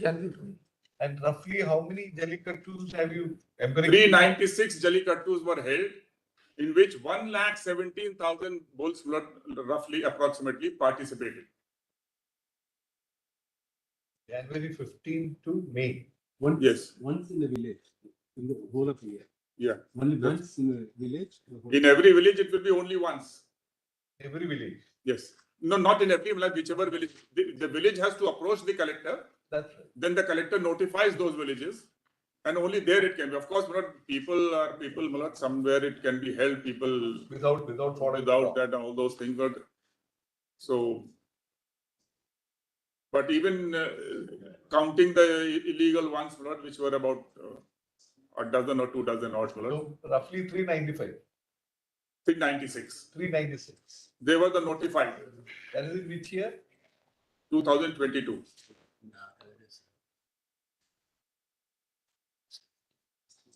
Now, if 1,17,000 are participating, and the report which Peter relies upon is of 7 villages based on newspaper articles, assuming everything, what they are.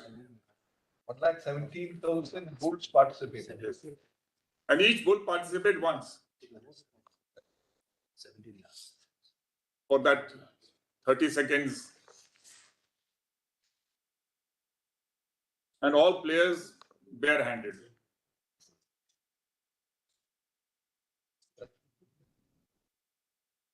So we are not counting amongst this the rejected bulls. They are the participating bulls. What is the discrimination argument of, I think, Shyam, that you are treating some bulls differently from I'll come to that. I'll just finish this cultural aspect there. So, my lord, in Puttaswamy's case, I have given the paragraphs where lordships have said that the state does not have only a negative duty, but a positive duty to effectuate that right. I have given the paragraphs, 113, 125, 326. Then I go on to say, Lord, in para 51 that in the modern day world, one finds uneven development of societies. Not only different countries are different stage of development, but even within the country and states, different regions are at different levels of development. Equally, one finds that certain sports have become secularized and are not connected to any religion or culture.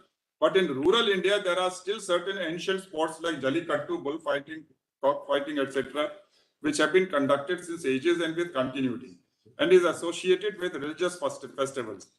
In view of the aforesaid, it is submitted that it's a cultural event. Now, page 20 minutes, I go on to distinguish this with bullfighting. Bullfighting, is often bloody, milords. Sometimes there's a matador, sometimes there are two bulls fighting, and there are also bloodless. The point which I am placing reliance, I have given the judgments of Peru and all those, they are annexed. Colombia. So Peru, Colombia, Spain, all of them consider bullfighting to be a part of their cultural heritage. This is very important.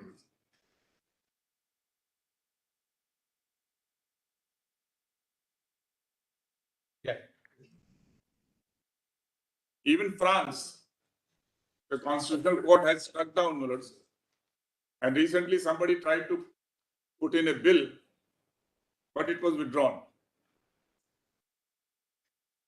In France, what was struck down by the Constitutional Court? The local court, the legislatures, they wanted a prohibition. So they struck it down. In Spain also, in Catalonia, legislature passed a prohibition. The Constitutional Court struck it down, saying it's a part of cultural heritage. So this is a incorrect notion, my lord, that a activity which is in nature a sport or an entertainment or amusement cannot be a cultural, cannot have a cultural value. That's very important. You also see those countries which were colonized by Germany, France, and Spain. All of them in Africa, etc., Latin America, they have got football. We were colonized by England, so we have cricket. Football also. Yes, parts, Goa and Bengal and Kerala. Northeast. They play a lot of football in England also. No, they didn't bring a football here, no? No, the English actually brought the football here. But there's, whatever the culture of cricket is there, football is now coming up. We hope it comes up. With such a huge country and not participating in cricket. It's an embarrassment. But that apart, point I'm trying to drive through is that a sporting event can also be a cultural event. And especially in the rural areas. Well, what do the farmers do? 70% of the bulls in this country are owned by small and marginal farmers. I don't want to load your lordship with all those statistics, but we have experience about our country in different parts. Most of the bulls and cattle, they are owned by the middle level, small and marginal farmers. Now, they can't participate. What do? They go to cinema hall. How do they entertain? These entertainments, therefore, become a part of the culture of the rural people. The bullock cart race is the easiest for them, as it happens in Maharashtra and Karnataka. When there is no need for telling, etc., the bulls are idle. So, and nobody is asking that the bull should run as fast as the horse. In para 43, in Nagraj, it was said it's two hoof, two bit, cannot run fast. cannot run fast as the horse. But horses they are not made to compete with horse, but how is this relevant at all? It is bull and who has to cross in 30 seconds.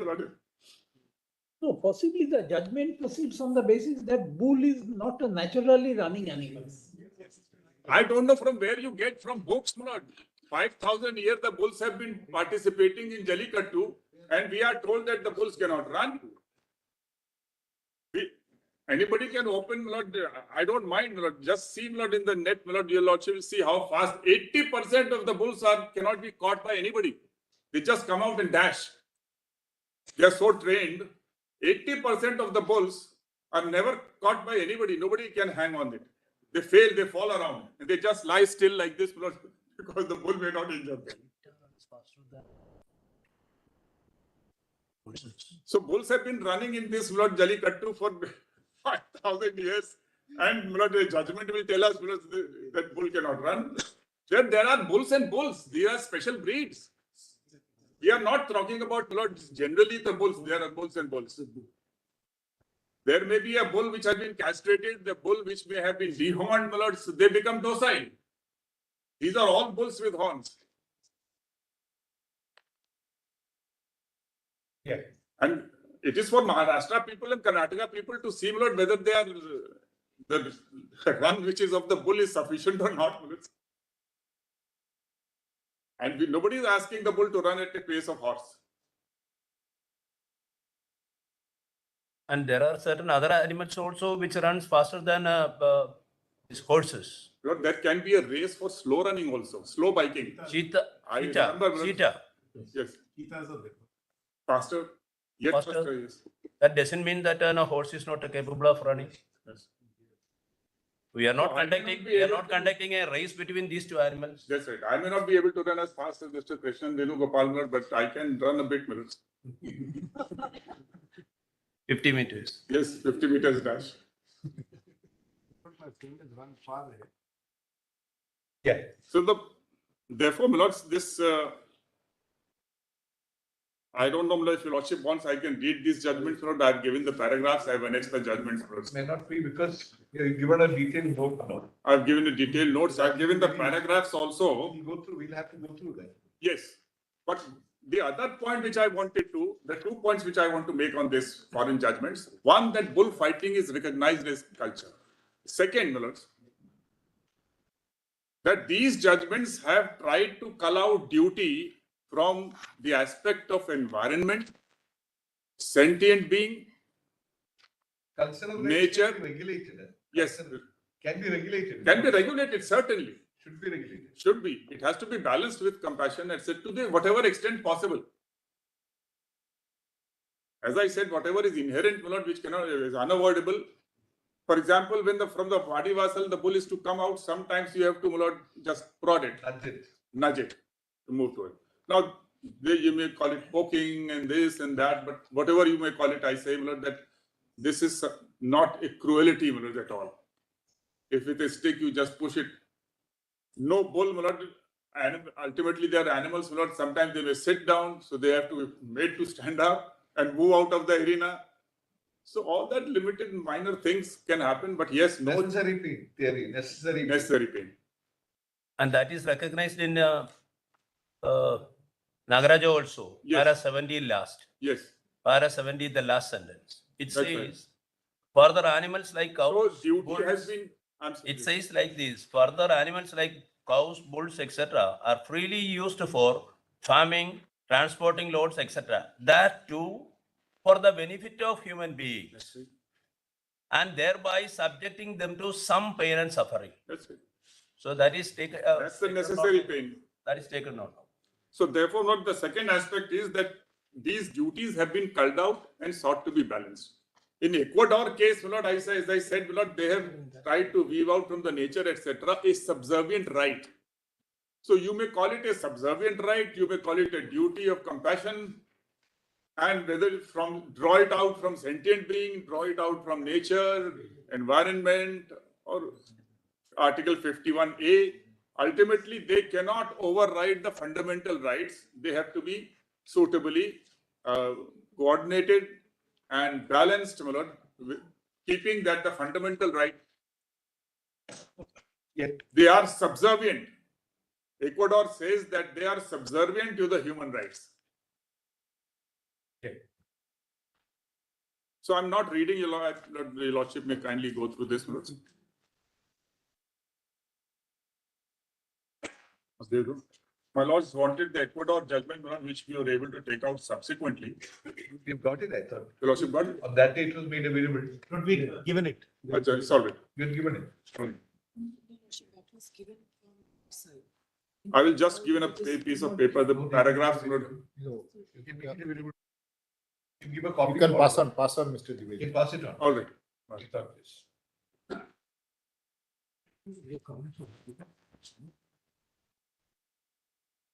You have it, huh?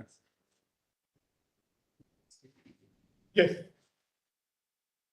Now, my lords, with that, I come to this question of Article 14, my lord, manifest arbitrariness rules. So my submission is not that Jallikattu is part of culture and state is obliged in law to act positively to protect it. Then balance it not with the duty cast.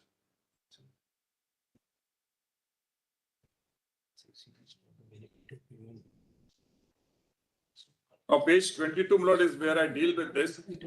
One aspect may be noted, my lord, that the question which has been framed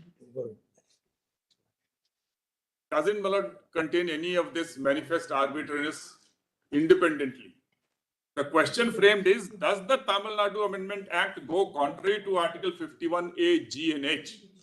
And could it be said, therefore, to be unreasonable and violative of 14 and 21? That's the question framed, but I don't mind, my lord, answering what they have argued.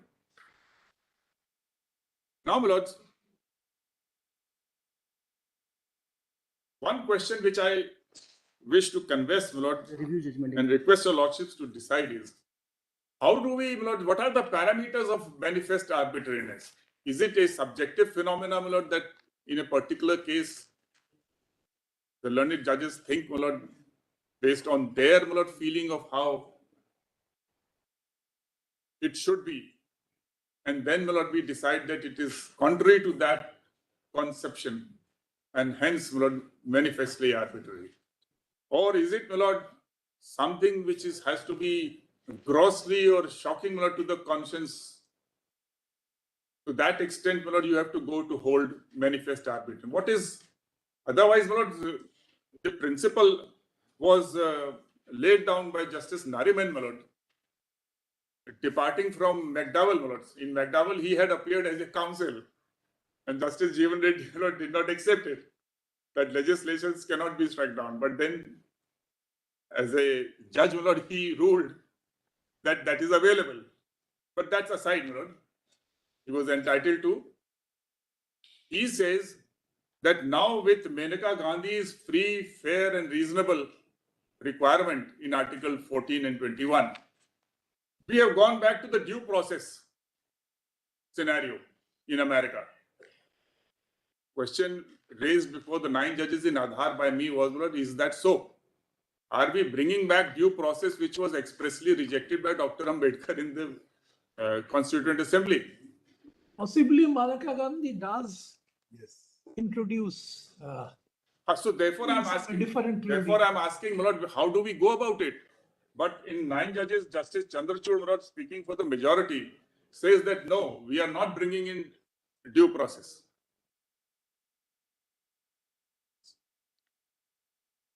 And if your lordship may just note paragraph 290, the judgment is 2017, volume 10 SCC,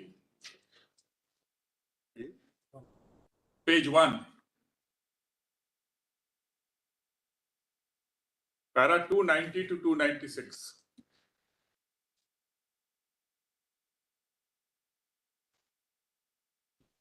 Maneka Gandhi has been considered. Dr. Ambedkar's speech has been considered. But Mr. Dwivedi, 14 kind of confers a right on a citizen Yes. to question legality of a statute on the ground of arbitrariness. Why should manifest arbitrariness shall not be an assault weapon I'm not from saying the that. citizen's point of view? I'm asking posing a different question. I'm posing a question: how is this manifest arbitrariness to be determined? Of course, case to case. One answer is that we know it when we see it. But the point is, my lord, your lordships have to declare the law for the nation, my lords. So when your lordship will be declaring it manifestly arbitrary, my lord, we must know not only the lawyers, but the people, my lord, as to how your lordship's mind functioned, my lord, when the lordships held that it is so.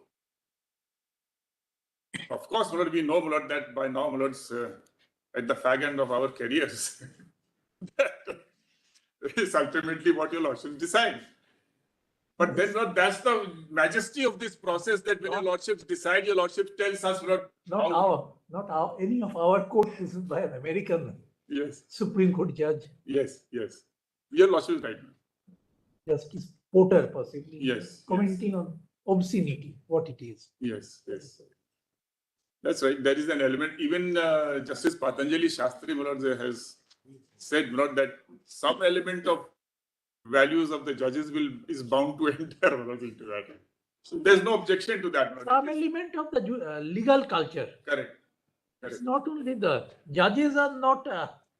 But even judges, it happens, my lord, we have been watching, my lord, there were days where, my lord, when rent control matters used to come before Justice Desai, my lord, ideally just had to say, my lord, that's a tenant's matter, that's notice you should stay. So judges' inclination, my lord, does count. But the social culture. But I will not call it manifestly. Social culture was also different at that point of time. Yes. That's right. So with changes in society, my lords, everything changes. I'm on a different question, Lord. Some parameters, please lay down. That's what I'm asking, because high courts are also there, my lords. High courts can also apply Article 14, my lord, to judge the validity of acts and regulations and so on. So manifest arbitrariness is not sufficient in my humble submission, my lord. Something more needs to emanate so that one can judge and apply those tools, the parameters. And I submit for your lordship's consideration that it should be so shocking, and because after all, you're dealing with legislation. And what happens, my lord, in legislation, that there is a presumption of validity. Then there are constitution benches saying that the legislators understand the needs of the people.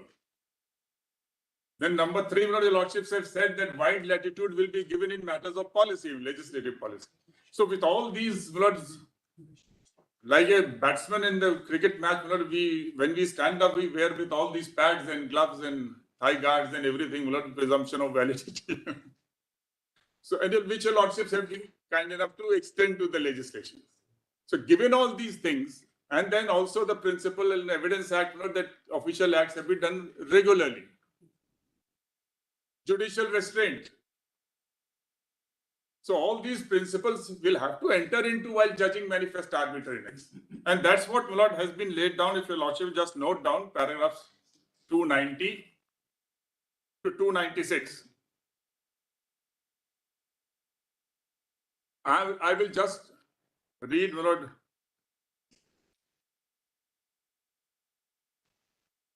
from 292.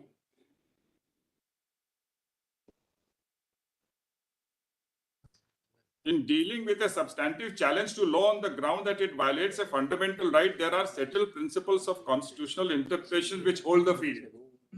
The first is the presumption of constitutionality. I'm sorry, my Justice Rastogi has got it. Page 495, bottom 292.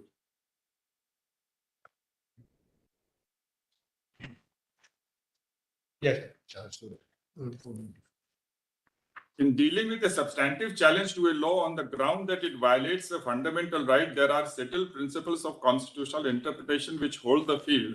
The first is the presumption of constitutionality, which is based on the foundational principle that the legislature, which is entrusted with the duty of lawmaking, best understands the needs of society and would not readily be assumed to have transgressed a constitutional limitation. The burden lies on the individual who asserts a constitutional transgression to establish it. Secondly, the courts tread warily in matters of social and economic policy where they singularly lack expertise to make evaluations. Policy making is entrusted to the state. The doctrine of separation of powers requires the court to allow deference to the legislature whose duty it is to frame and enact law and to executive whose duty it is to enforce law. The court would not, in the exercise of judicial review, substitute its opinion for the wisdom of the law enacting and law enforcing bodies. In the context of Article 19, the test of reasonableness was explained in the erudite words of Justice Patanjali Shastri in V.G. Rao's case. It is most important in this context to bear in mind that the test of reasonableness, wherever required, should be applied to each individual statute impugned, and no abstract standard or general pattern of reasonableness can be laid down as applicable to all cases. The nature of the right to have been infringed, the underlying purpose of the restrictions imposed, the extent and urgency of the evil sought to be remedied, disproportion of the imposition, the prevailing conditions at the time should all enter into the judicial verdict. In evaluating such elusive factors and forming their own conception of what is reasonable in all the circumstances of a given case, it is inevitable that social philosophy and the scale of values of the judges participating in the decision should play an important part. And the limit of their interference with legislative judgment in such cases can only be dictated by their sense of responsibility and self-restraint. And the sobering reflection that the Constitution is meant not only for people of their way of thinking, but for all. And the majority of elected representatives of the people have been authorizing the imposition of restrictions imposed, considered them to be reasonable.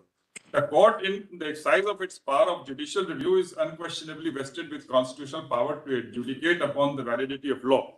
When the validity of law is questioned on the ground that it violates Article 21, the scope of challenge is not confined only to the procedure of deprivation of life, and liberty is fair and just reasonable.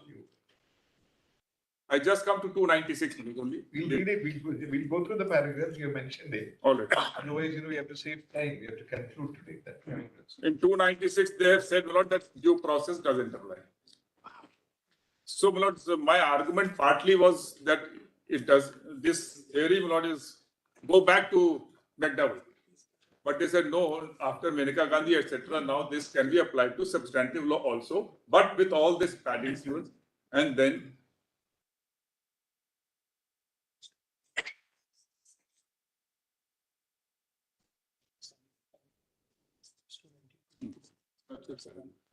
now, the other thing. We have to do the Maharashtra round also, Karnataka. So, the learned solicitor is dealing with it. He said he'll take half an hour.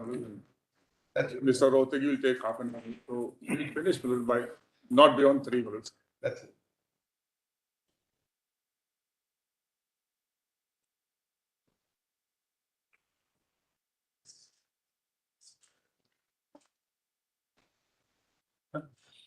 No, I'm all of that.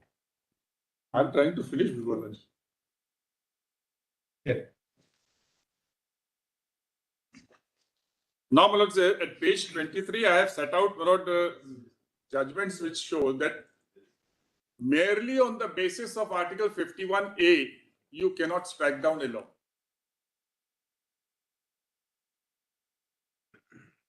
Paragraph 61. Cannot strike down. Yes. Fundamental duty. And if Article 21 and 14, both of which use the word person, so there is no fundamental right, and Justice Radhakrishna was wrong on that. Hold it. A fundamental right. That was one important underpinning of that judgment. Apart from that repugnance, it was 21. Repugnance has been cured, 21 is erroneous. And he doesn't discuss this aspect at all, not in detail.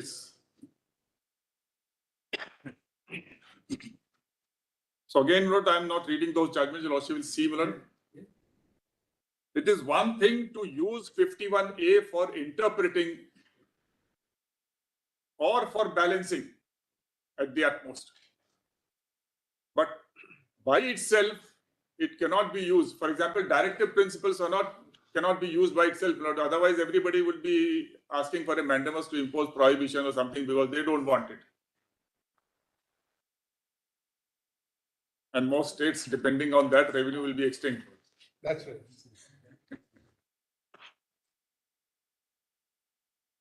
So, my lord, skipping that, now I come straight away, my lord, the question of finding of fact, my lord, argument. That is sought to be overruled. My first response to that is, Para 53 to 55.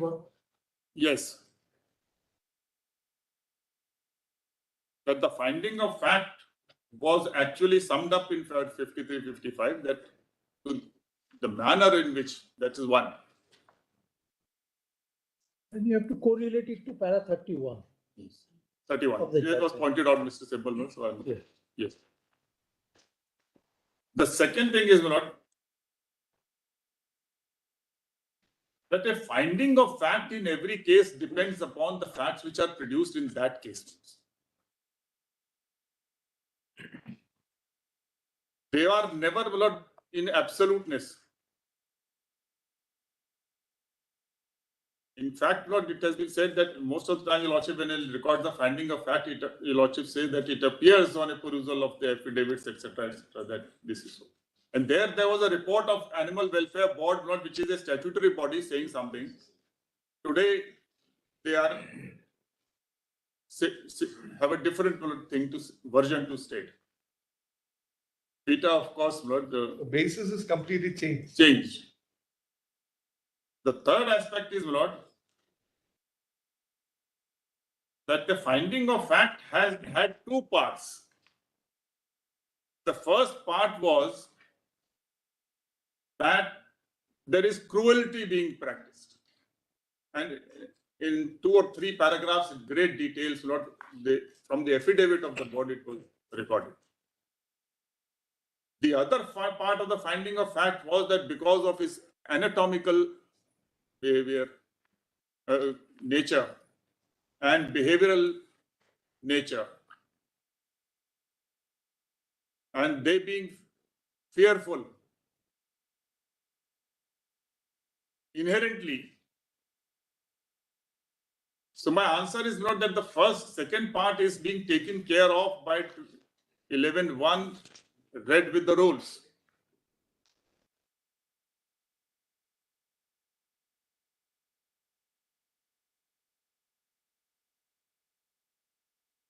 And the fact that PETA has only spoken about 7 events out of 396 is indicative of the fact that How there is will 11.1 deal with the anatomical part? no second part, Second part. cruelty part. That is the first part. You said first. Oh, I'm sorry, I stand corrected. The first part of cruelty, Lord, has been dealt with by 11.1 is preserved, except to the extent, Lord, Jallikattu, it is inherent. The second part, Lord, about inherent, that is taken care of by the exemption. Yeah.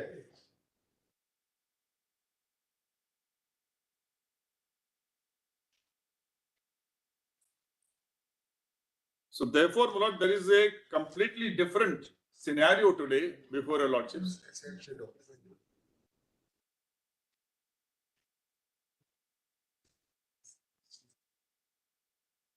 And in fact, Lord, the judgment of Tamil Nadu versus Kerala in para 155, that is 2014-12 SCC 696.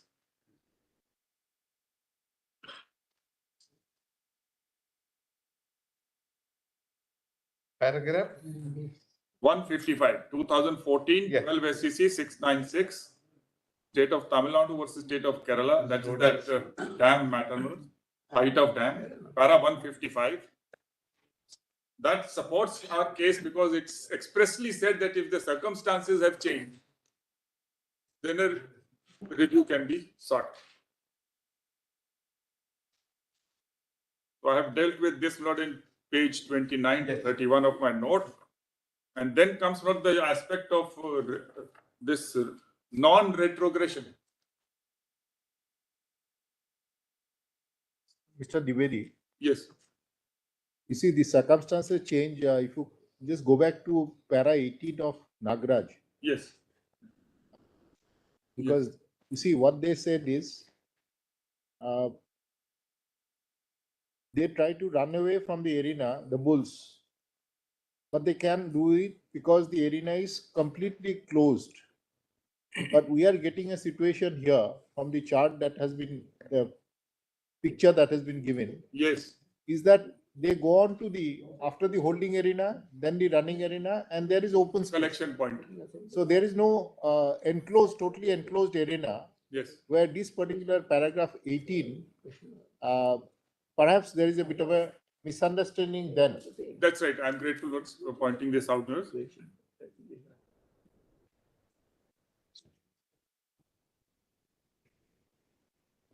Now, my lord, there is a clear passage given. No, that's what I'm trying to say. There's a bit of a distinction on the factual aspects that were noticed in Nagaraja as compared to what is being presented now, Presently, Nurse. or the legislature might have had in their mind. That's right. That's right.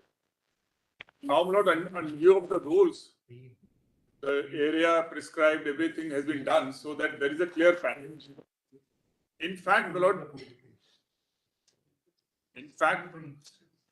sorry, Yes, in fact, my lords, some of the photographs which your lordships must have seen, my lords, your lordship will find that when the bull is going back to the village after having taken part, then on the way, my lord, the owner is carrying, the crowd collects and the crowd, my lord, harasses. That is the collection here.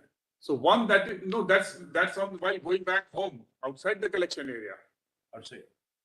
If you please see the photographs again, you'll also find none of those individuals are dressed up as a participant. So the spectators, not they collect around and they not. So that is crowd misbehavior. One, it happens in a number of sports, not particularly football, etc. We have seen not the crowd misbehavior. But I have myself not told the authorities that your duty does not end at the collection point.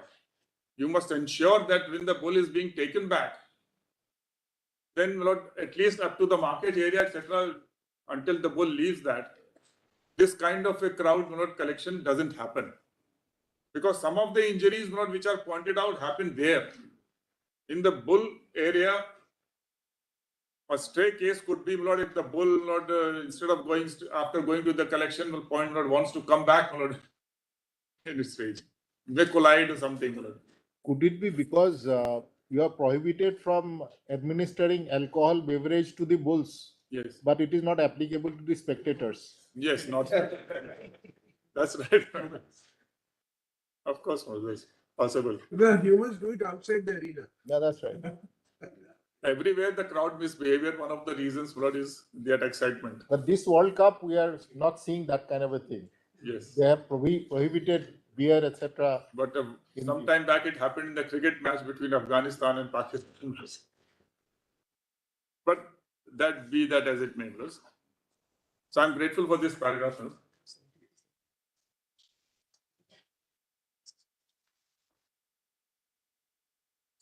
So, Lord, one, the basis of the previous judgment has been cured by taking care of, by taking the route of 254 and having the assent.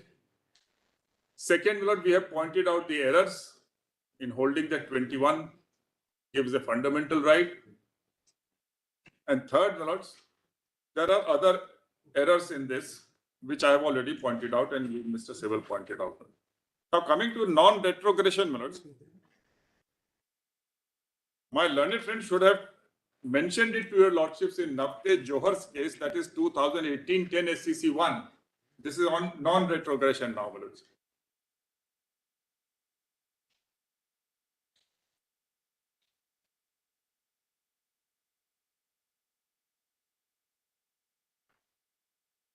A paragraph was read, my lord, from Justice Deepak Mishra's judgment. That's not the majority judgment.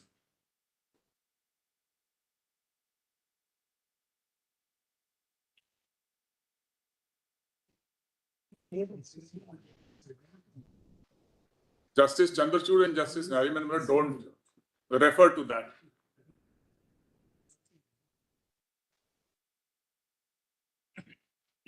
The other error committed by them was that there is some other reference of non-retrogression, Lord, in Siddique's case. M. Siddique versus Suresh Das, which they did not refer. But in fairness, Lord, I have pointed out in para 88, 2020, volume 1, SCC, page 1, para 102, where, Lord, the legislative non-retrogression was talked about. Not that in judicial review, based on non-retrogression, a provision can be struck down.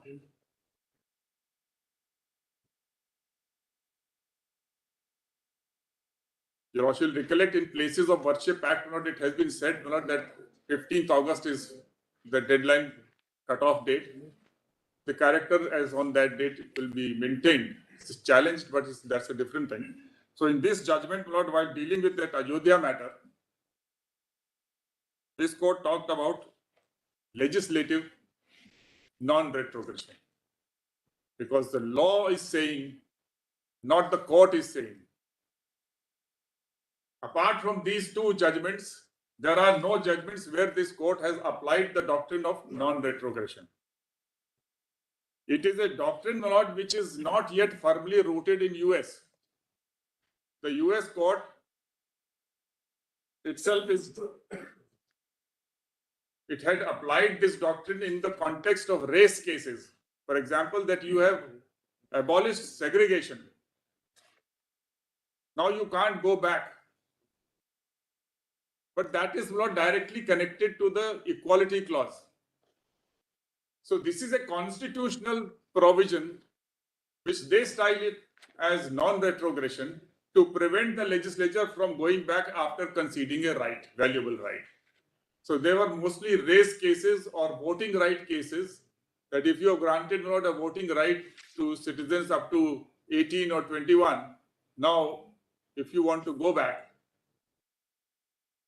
So, but it has received a lot of criticism. I have annexed one such in para 86. The Lordship may note in para 86, I have annexed.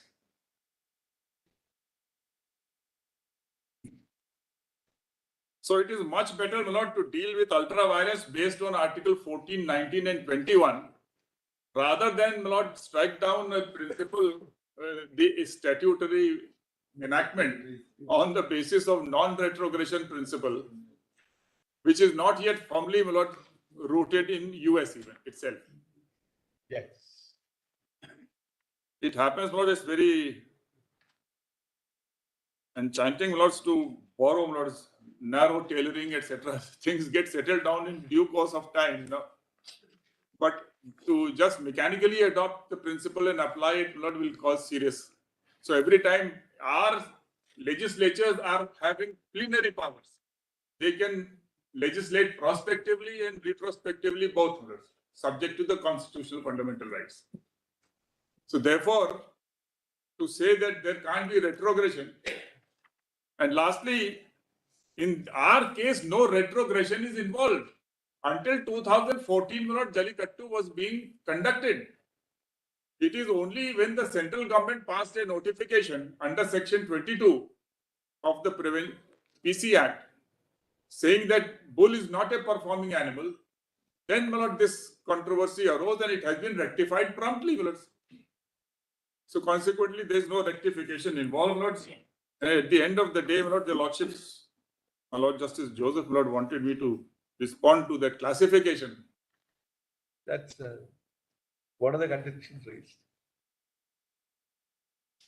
But classification, sub-classification, I have dealt with in para 32, para 32, if the Lordship will see, 37.